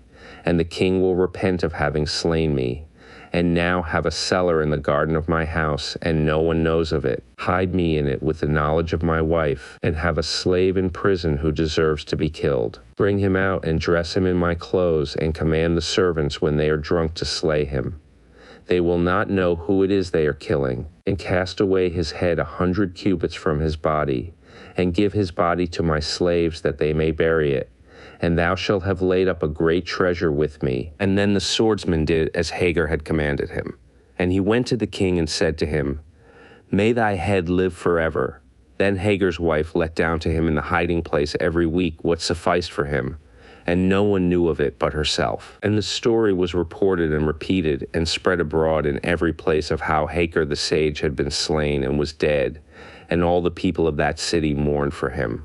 And they wept and said, "Alas for thee, O Hagar, and for thy learning and thy courtesy! How sad about thee and about thy knowledge! Where can another like thee be found? And where can there be a man so intelligent, so learned, so skilled in ruling as to resemble thee, that he may fill thy place?" But the king was repenting about Hagar, and his repentance availed him naught. Then he called for Nadan and said to him, "Go and take thy friends with thee, and make a mourning and a weeping for thy uncle Hagar, and lament for him as the custom is, doing honor to his memory." But when Nadan the foolish, the ignorant, the hard-hearted went to the house of his uncle, he neither wept nor sorrowed nor wailed, but assembled heartless and dissolute people, and set about eating and drinking. And Nadan began to seize the maidservants and the slaves belonging to Hagar, and bound them and tortured them and drubbed them with a sword drubbing. And he did not respect the wife of his uncle, she who had brought him up like her own boy, but wanted her to fall into sin with him. But Hagar had been cut into the hiding place, and he heard the weeping of his slaves and his neighbors, and he praised the Most High God, the Merciful One, and gave thanks. And he always prayed and besought the Most High God. And the swordsman came from time to Hagar whilst he was in the midst of the hiding place, and Hagar came and entreated him, and he comforted him and wished him deliverance. And when the story was reported in other countries that Hagar the sage had been slain, all the kings were grieved and despised King Sennacherib, and they lamented over Hagar the solver of riddles. Footnotes 2071 compare this account of Nadan's revelry and his beating of the servants with Matthew, The Forgotten Books of Eden, by Rutherford H. Platt, Jr., 1926. at sacredtexts.com. The riddles of the Sphinx. What really happened to a Hagar is return. And when the king of Egypt had made sure that Hagar was slain, he arose straightway and wrote a letter to King Sennacherib, reminding him in it of the peace and the health and the might and the honor which we wish specially for thee, my beloved brother, King Sennacherib. 2 have been desiring to build a castle between the heaven and the earth, and want thee to send me a wise, clever man from thyself to build it for me, and to answer me all my questions, and that may have the taxes and the custom duties of Assyria for 3 years. Then he sealed the letter and sent it to Sennacherib. He took it and read it, and gave it to his viziers and to the nobles of his kingdom, and they were perplexed and ashamed, and he was wroth with a great wrath, and was puzzled about how he should act. Then he assembled the old men and the learned men and the wise men and the philosophers and the diviners and the astrologers and everyone who was in his country, and read them the letter, and said to them, Who amongst you will go to Pharaoh, king of Egypt, and answer him his questions? And they said to him, O our lord the king, know thou that there is none in thy kingdom who is acquainted with these questions, except Hagar, thy vizier and secretary. But as for us, we have no skill in this, unless it be Nadan, his sister's son, for he taught him all his wisdom and learning and knowledge. Call him to thee, perchance he may untie this hard knot. Then the king called Nadan and said to him, Look at this letter and understand what is in it. And when Nadan read it, he said, O my lord, who is able to build a castle between the heaven and the earth? And when the king heard the speech of Nadan, he sorrowed with a great and sore sorrow, and stepped down from his throne and sat in the ashes, and began to weep and wail over Hagar, saying, O my grief, O Hagar, who didst know the secrets and the riddles. Woe is me for thee, O Hagar, O teacher of my country and ruler of my kingdom, where shall find thy like? O Hagar, O teacher of my country, where shall turn for thee?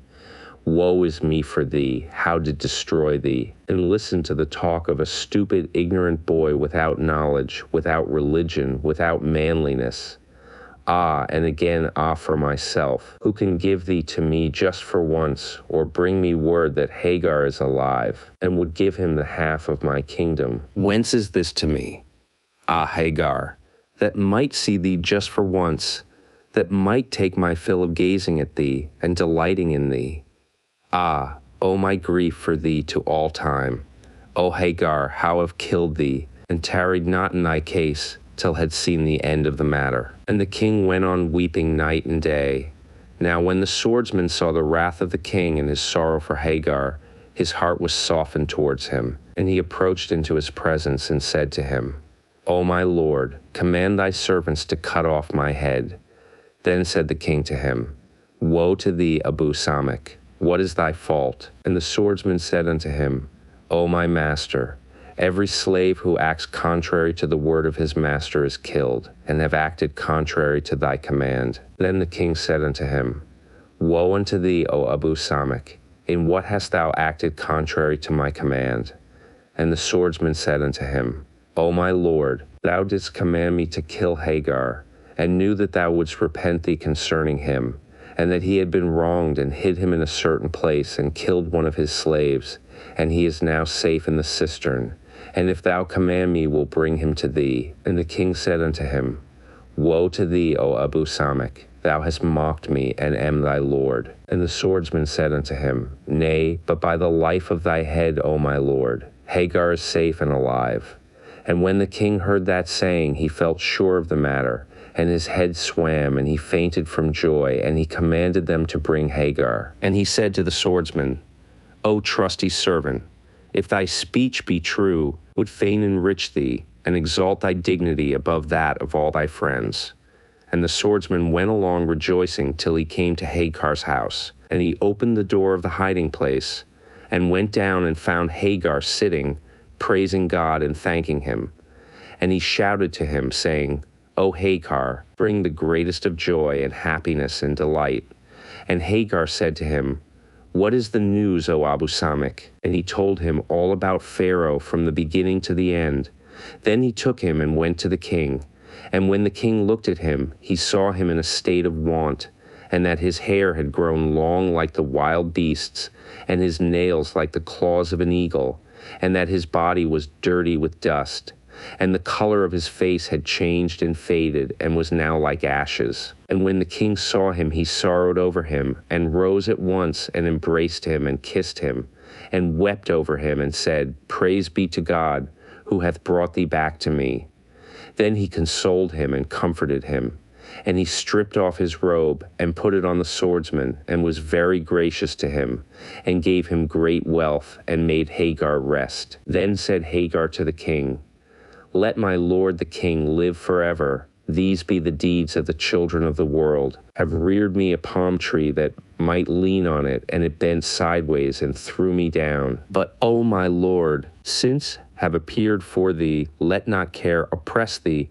And the king said to him, "Blessed be God, who showed thee mercy, and knew that thou wast wronged, and saved thee, and delivered thee from being slain. But go to the warm bath, and shave thy head, and cut thy nails, and change thy clothes, and amuse thyself for the space of 40 days, that thou mayst do good to thyself, and improve thy condition, and the color of thy face may come back to thee." Then the king stripped off his costly robe, and put it on Hagar, and Hagar thanked God, and did obeisance to the king, and departed to his dwelling glad and happy, praising the Most High God. And the people of his household rejoiced with him, and his friends and every one who heard that he was alive rejoiced also. The Forgotten Books of Eden by Rutherford H. Platt, Jr., 926redtexts.com. The letter of the riddles is shown to Ahikar, the boys on the eagles, the first airplane ride, off to Egypt. Ahikar, being a man of wisdom, also has a sense of humor. Verse 27. And he did as the king commanded him, and took rest for 40 days. Then he dressed himself his gayest dress, and went riding to the king, with his slaves behind him and before him, rejoicing and delighted. But when Nadan, his sister's son, perceived what was happening, fear took hold of him and terror, and he was perplexed, not knowing what to do. And when Hagar saw it, he entered into the king's presence and greeted him. And he returned the greeting, and made him sit down at his side, saying to him, "O my darling Ahikar, look at these letters which the king of Egypt sent to us, after he had heard that thou wast slain. They have provoked us and overcome us. And many of the people of our country have fled to Egypt for fear of the taxes that the king of Egypt has sent to demand from us." Then Hagar took the letter and read it and understood its contents. Then he said to the king, "Be not wroth, O my lord. We'll go to Egypt, and will return the answers to Pharaoh, and will display this letter to him, and will reply to him about the taxes, and will send back all those who have run away, and will put thy enemies to shame with the help of the Most High God, and for the happiness of thy kingdom." And when the king heard this speech from Hagar, he rejoiced with a great joy, and his heart was expanded, and he showed him favor. And Hagar said to the king, "Grant me a delay of 40 days, that may consider this question and manage it." And the king permitted this. And Hagar went to his dwelling, and he commanded the huntsmen to capture 2 young eaglets for him, and they captured them and brought them to him. And he commanded the weavers of ropes to weave 2 cables of cotton for him, each of them 2,000 cubits long. And he had the carpenters brought, and ordered them to make 2 great boxes, and they did this. Then he took 2 little lads, and spent every day sacrificing lambs, and feeding the eagles and the boys, and making the boys ride on the backs of the eagles. And he bound them with a firm knot, and tied the cable to the feet of the eagles. Click to enlarge Joseph's predicament. See page 1559 et seq. And let them soar upwards little by little every day, to a distance of 10 cubits, till they grew accustomed and were educated to it. And they rose all the length of the rope till they reached the sky, the boys being on their backs. Then he drew them to himself. And when Hagar saw that his desire was fulfilled, he charged the boys that when they were borne aloft to the sky, they were to shout, saying, "Bring us clay and stone, that we may build a castle for King Pharaoh, for we are idle." And Hagar was never done training them and exercising them till they had reached the utmost possible point of skill. Then leaving them, he went to the king and said to him, "O my lord, the work is finished according to thy desire. Arise with me, that may show thee the wonder." So the king sprang up and sat with Hagar, and went to a wide place, and sent to bring the eagles and the boys. And Hagar tied them and let them off into the air all the length of the ropes, and they began to shout as he had taught them. Then he drew them to himself and put them in their places. And the king and those who were with him wondered with a great wonder. And the king kissed Hagar between his eyes and said to him, "Go in peace, O my beloved, O pride of my kingdom. to Egypt and answer the questions of Pharaoh and overcome him by the strength of the Most High God. Then he bade him farewell, and took his troops and his army and the young men and the eagles, and went towards the dwellings of Egypt. And when he had arrived, he turned towards the country of the king. And when the people of Egypt knew that Sennacherib had sent a man of his privy council to talk with Pharaoh and to answer his questions, they carried the news to King Pharaoh, and he sent a party of his privy counselors to bring him before him. And he came and entered into the presence of Pharaoh, and did obeisance to him as it is fitting to do to kings. And he said to him, O my lord the king, Sennacherib the king hails thee with abundance of peace and might and honor. And he has sent me, who am one of his slaves, that may answer thee thy questions, and may fulfill all thy desire. For thou hast sent to seek from my lord the king a man who will build thee a castle between the heaven and the earth. And by the help of the Most High God, and thy noble favor, and the power of my lord the king, will build it for thee as thou desirest. But, O my lord the king, what thou hast said in it about the taxes of Egypt for 3 years, now the stability of a kingdom is strict justice. And if thou winnest, and my hand hath no skill in replying to thee, then my lord the king will send thee the taxes which thou hast mentioned. And if shall have answered thee in thy questions, it shall remain for thee to send whatever thou hast mentioned to my lord the king. And when Pharaoh heard that speech, he wondered and was perplexed by the freedom of his tongue and the pleasantness of his speech. And King Pharaoh said to him, O man, what is thy name? And he said, Thy servant is Abigam, and a little ant of the ants of King Sennacherib. And Pharaoh said to him, Had thy lord no one of higher dignity than thee, that he has sent me a little ant to reply to me and to converse with me? And Hagar said to him, O my lord the king, would to God Most High that may fulfill what is on thy mind, for God is with the weak, that he may confound the strong. Then Pharaoh commanded that they should prepare a dwelling for Abikam, and supply him with provender, meat and drink, and all that he needed. And when it was finished, 3 days afterwards, Pharaoh clothed himself in purple and red and sat on his throne.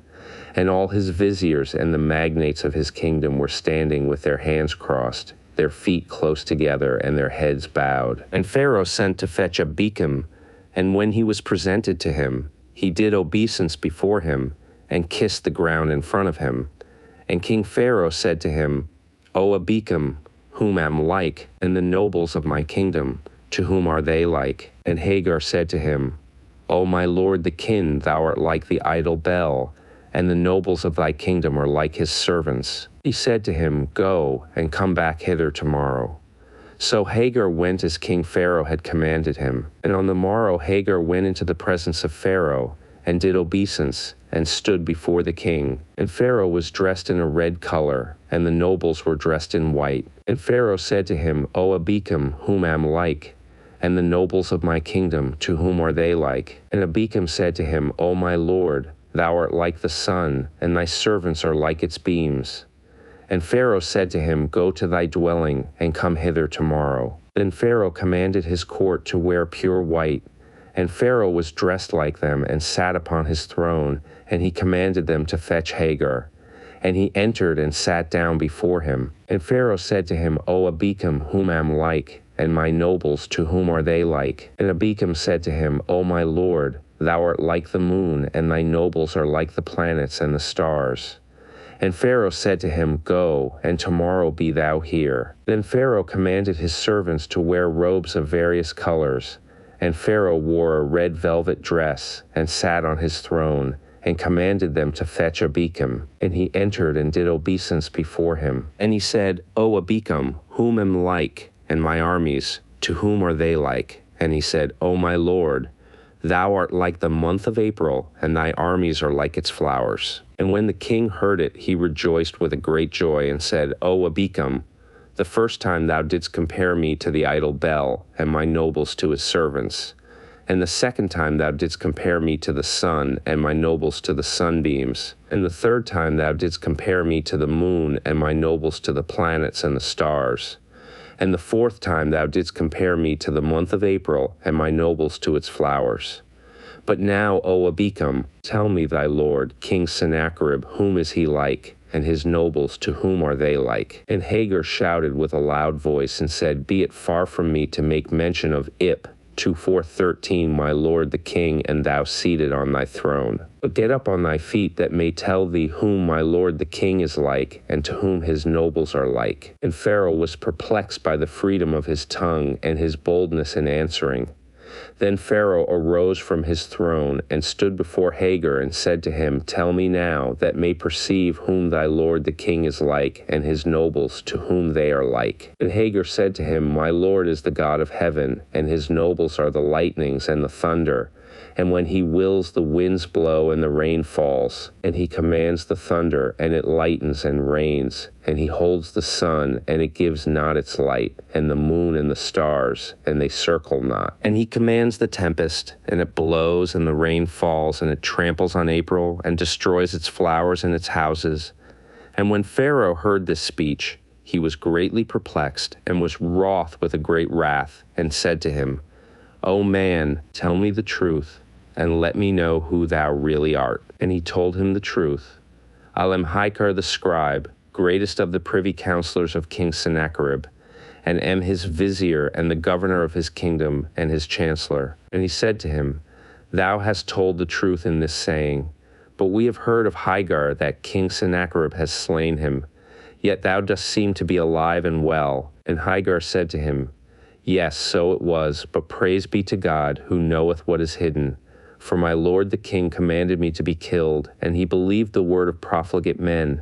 But the Lord delivered me, and blessed is he who trusteth in him. And Pharaoh said to Hagar, Go, and tomorrow be thou here, and tell me a word that have never heard from my nobles, nor from the people of my kingdom and my country. The Forgotten Books of Eden, by Rutherford H. Platt, Jr., 19sacredtexts.com. The ruse succeeds. Ahikar answers every question of Pharaoh. The boys on the eagles are the climax of the day. Wit, so rarely found in the ancient scriptures, is revealed in verses 3-4-45. And Hagar went to his dwelling and wrote a letter, saying in it on this wise, From Sennacherib king of Assyria, and Nineveh to Pharaoh king of Egypt. Peace be to thee, O my brother. And what we make known to thee by this is that a brother has need of his brother, and kings of each other. And my hope from thee is that thou wouldst lend me 900 talents of gold, for need it for the victualling of some of the soldiers, that may spend it upon them. And after a little while will send it thee. Then he folded the letter, and presented it on the morrow to Pharaoh. And when he saw it, he was perplexed, and said to him, Verily, have never heard anything like this language from any one. Then Hagar said to him, Truly this is a debt which thou owest to my lord the king. And Pharaoh accepted this, saying, O Hagar, it is the like of thee who are honest in the service of kings. Blessed be God, who hath made thee perfect in wisdom, and hath adorned thee with philosophy and knowledge. And now, O Hagar, there remains what we desire from thee, that thou shouldst build as a castle between heaven and earth. Then said Hagar, To hear is to obey. Will build thee a castle according to thy wish and choice.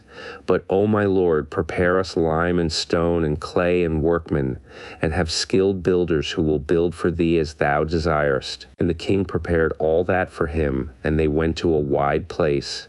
And Hagar and his boys came to it, and he took the eagles and the young men with him. And the king and all his nobles went, and the whole city assembled, that they might see what Hagar would do. Then Hagar let the eagles out of the boxes, and tied the young men on their backs, and tied the ropes to the eagles' feet, and let them go in the air. And they soared upwards, till they remained between heaven and earth. And the boys began to shout, saying, Bring bricks, bring clay, that we may build the king's castle. For we are standing idle. And the crowd were astonished and perplexed, and they wondered. And the king and his nobles wondered. And Hagar and his servants began to beat the workmen. And they shouted for the king's troops, saying to them, Bring to the skilled workmen what they want, and do not hinder them from their work. And the king said to him, Thou art mad. Who can bring anything up to that distance? And Hagar said to him, O my lord, how shall we build a castle in the air? And if my lord the king were here, he would have built several castles in a single day. And Pharaoh said to him, Go, O Hagar, to thy dwelling, and rest. for we have given up building the castle, and tomorrow come to me. Then Hagar went to his dwelling, and on the morrow he appeared before Pharaoh. And Pharaoh said, O Hagar, what news is there of the horse of thy lord? For when he neighs in the country of Assyria and Nineveh, and our mares hear his voice, they cast their young. And when Hagar heard this speech, he went and took a cat, and bound her, and began to flog her with a violent flogging, till the Egyptians heard it. And they went and told the king about it. And Pharaoh sent to fetch Hagar, and said to him, O Hagar, wherefore dost thou flog thus, and beat that dumb beast? And Hagar said to him, My lord the king, verily she has done an ugly deed to me, and has deserved this drubbing and flogging. For my lord King Sennacherib had given me a fine cock, and he had a strong true voice, and knew the hours of the day and the night. And the cat got up this very night, and cut off its head, and went away, and because of this deed have treated her to this drubbing. And Pharaoh said to him, O Hagar, see from all this that thou art growing old, and art in thy dotage. For between Egypt and Nineveh there are 68 parasangs. And how did she go this very night, and cut off the head of thy cock, and come back? And Hagar said to him, O my lord, if there were such a distance between Egypt and Nineveh, how could thy mares hear when my lord the king's horse neighs and casts their young? And how could the voice of the horse reach to Egypt? And when Pharaoh heard that, he knew that Hagar had answered his questions. And Pharaoh said, O Hagar, want thee to make me ropes of the sea sand? And Hagar said to him, O my lord the king, order them to bring me a rope out of the treasury that may make one like it. Then Hagar went to the back of the house, and bored holes in the rough shore of the sea, and took a handful of sand in his hand, sea sand. And when the sun rose and penetrated into the holes, he spread the sand in the sun till it became as if woven like ropes. And Hagar said, Command thy servants to take these ropes, and whenever thou desirest it, will weave thee some like them. And Pharaoh said, O Hagar, we have a millstone here, and it has been broken, and want thee to sew it up. And Hagar looked at it, and found another stone. And he said to, O my lord, am a foreigner, and have no tool for sewing, but want thee to command thy faithful shoemakers to cut awls from this stone, that may sew that millstone. Then Pharaoh and all his nobles laughed, and he said, Blessed be the Most High God, who gave thee this wit and knowledge. And when Pharaoh saw that Hagar had overcome him, and returned him his answers, he at once became excited, and commanded them to collect for him 3 years' taxes, and to bring them to Hagar. And he stripped off his robes, and put them upon Hagar, and his soldiers, and his servants, and gave him the expenses of his journey. And he said to him, Go in peace, O strength of his lord, and pride of his doctors. Have any of the sultans thy like? Give my greetings to thy lord King Sennacherib, and say to him how we have sent him gifts, for kings are content with little. Then Hagar arose and kissed King Pharaoh's hands, and kissed the ground in front of him, and wished him strength and continuance, and abundance in his treasury, and said to him, O my lord, desire from thee that not one of our countrymen may remain in Egypt. And Pharaoh arose and sent heralds to proclaim in the streets of Egypt that not one of the people of Assyria or Nineveh should remain in the land of Egypt, but that they should go with Hagar. Then Hagar went and took leave of King Pharaoh, and journeyed seeking the land of Assyria and Nineveh. And he had some treasures and a great deal of wealth. And when the news reached King Sennacherib that Hagar was coming, he went out to meet him, and rejoiced over him exceedingly with great joy, and embraced him, and kissed him, and said to him, Welcome home, O kinsman, my brother Hagar, the strength of my kingdom, and pride of my realm. Ask what thou wouldst have from me, even if thou desirest the half of my kingdom and of my possessions. Then said Hagar unto him, O my lord the king, live forever. Show favor, O my lord the king, to Abu Samach in my stead, for my life was in the hands of God and in his. Then said Sennacherib the king, Honor be to thee, O my beloved Hagar. Will make the station of Abu Samach the swordsman higher than all my privy counselors and my favorites. Then the king began to ask him how he had got on with Pharaoh from his first arrival until he had come away from his presence, and how he had answered all his questions, and how he had received the taxes from him, and the changes of raiment and the presents. And Sennacherib the king rejoiced with a great joy, and said to Hicar, Take what thou wouldst fain have of this tribute, for it is all within the grasp of thy hand. And Hicar mid, Let the king live forever. Desire naught but the safety of my lord the king, and the continuance of his greatness. O my lord, what can do with wealth and its like? But if thou wilt show me favor, give me Nadan my sister's son, that may recompense him for what he has done to me, and grant me his blood, and hold me guiltless of it. And Sennacherib the king said, Take him, have given him to thee. And Hicar took Nadan, his sister's son, and bound his hands with chains of iron, and took him to his dwelling, and put a heavy fetter on his feet, and tied it with a tight knot. And after binding him thus, he cast him into a dark room, beside the retiring place, and appointed Nebuchal as sentinel over him, to give him a loaf of bread and a little water every day. The Forgotten Books of Eden, by Rutherford H. Platt, Jr., 1966text.com. The parables of Ahikar, in which he completes his nephew's education. Striking similes. Ahikar calls the boy picturesque names. Here ends the story of Ahikar. And whenever Hicar went in or out, he scolded Nadan, his sister's son, saying to him wisely, O Nadan, my boy, have done to thee all that is good and kind, and thou hast rewarded me for it with what is ugly and bad, and with killing. O my son, it is said in the Proverbs, He who listeneth not with his ear, they will make him listen with the scruff of his neck.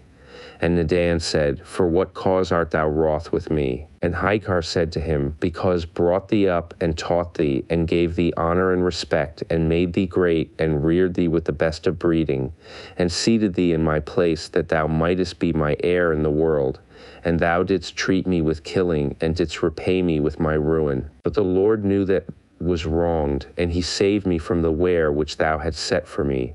For the Lord healeth the broken hearts, and hindereth the envious and the haughty. Only boy, thou hast been to me like the scorpion which when it strikes on brass, pierces it. O my boy, thou art like the gazelle who was eating the roots of the madder, and it add me today, and tomorrow they will tan, they hide in my roots.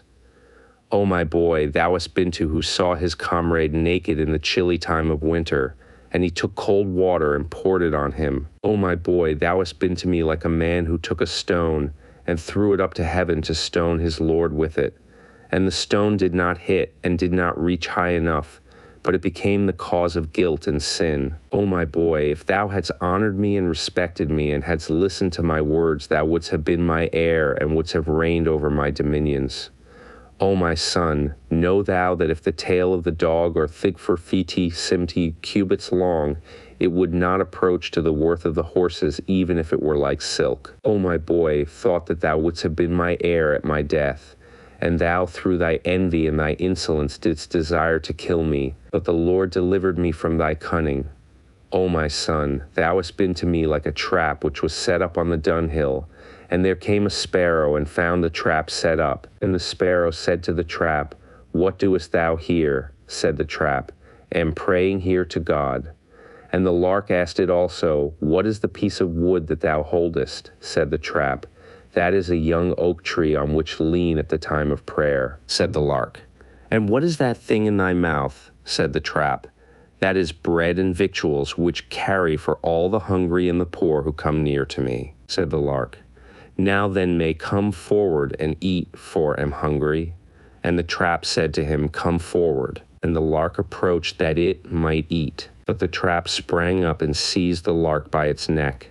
And the lark answered and said to the trap, If that is thy bread, for the hungry God accepteth not thine alms and thy kind deeds. And if that is thy fasting and thy prayers, God accepteth from thee neither thy fast nor thy prayer, and God will not perfect what is good concerning thee.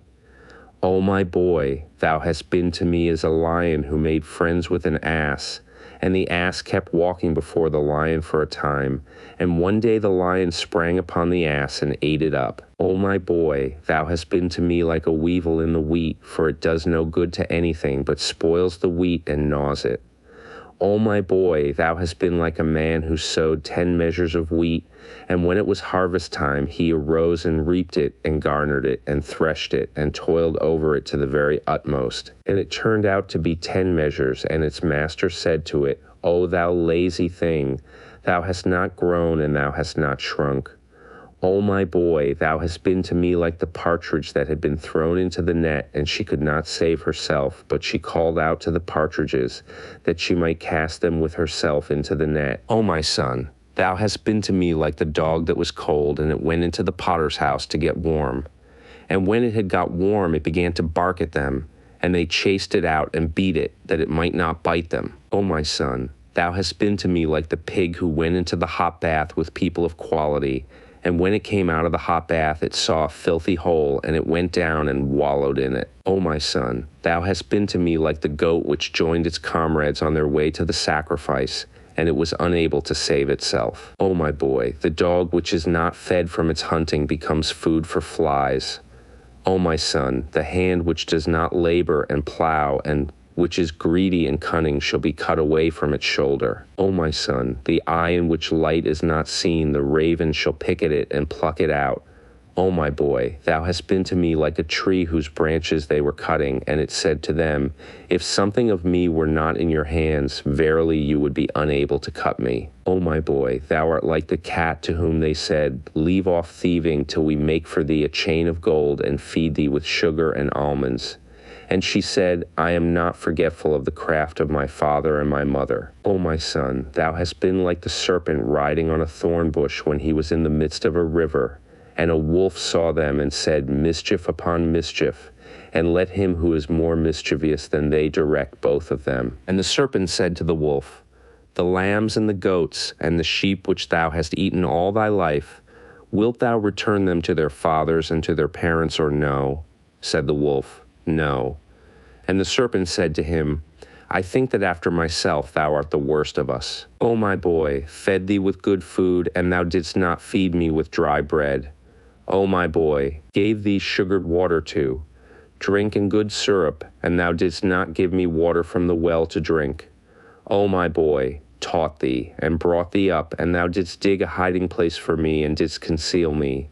O my boy, brought thee up with the best upbringing, and trained thee like a tall cedar, and thou hast twisted and bent me. O my boy, it was my hope concerning thee that thou wouldst build me a fortified castle, that might be concealed from my enemies in it, and thou didst become to me like one burying in the depth of the earth. But the Lord took pity on me, and delivered me from thy cunning. O my boy, wish thee well, and thou didst reward me with evil and hatefulness, and now would fain tear out thine eyes, and make thee food for dogs, and cut out thy tongue, and take off thy head with the edge of the sword, and recompense thee for thine abominable deeds. And when Nadan heard this speech from his uncle Hikar, he said, O my uncle, deal with me according to thy knowledge, and forgive me my sins, for who is there who hath sinned like me? Or who is there who forgives like thee? Accept me, O my uncle. Now will serve in thy house, and groom thy horses, and sweep up the dung of thy cattle, and feed thy sheep. For I am the wicked, and thou art the righteous, the guilty, and thou the forgiving. And Hagar said to him, O my boy, thou art like the tree which was fruitless beside the water, and its master was fain to cut it down. And it said to him, Remove me to another place, and if do not bear fruit, cut me down. And its master said to it, Thou being beside the water hast not borne fruit. How shalt thou bear fruit when thou art in another place? O my boy, the old age of the eagle is better than the youth of the crow. O my boy, they said to the wolf, Keep away from the sheep, lest their dust should harm thee. And the wolf said, The dregs of the sheep's milk are good for my eyes. O my boy, they made the wolf go to school that he might learn to read, and they said to him, Say A, B. He said, Lamb and goat in my bell. O my boy, they set the ass down at the table, and he fell, and began to roll himself in the dust, and one said, Let him roll himself, for it is his nature, he will not change. O my boy, the saying has been confirmed which runs, If thou begettest a boy, call him thy son, and if thou rearest a boy, call him thy slave. O my boy, he who doeth good shall meet with good, And he who doeth evil shall meet with evil, for the Lord requiteth a man according to the measure of his work. O my boy, what shall say more to thee than these sayings?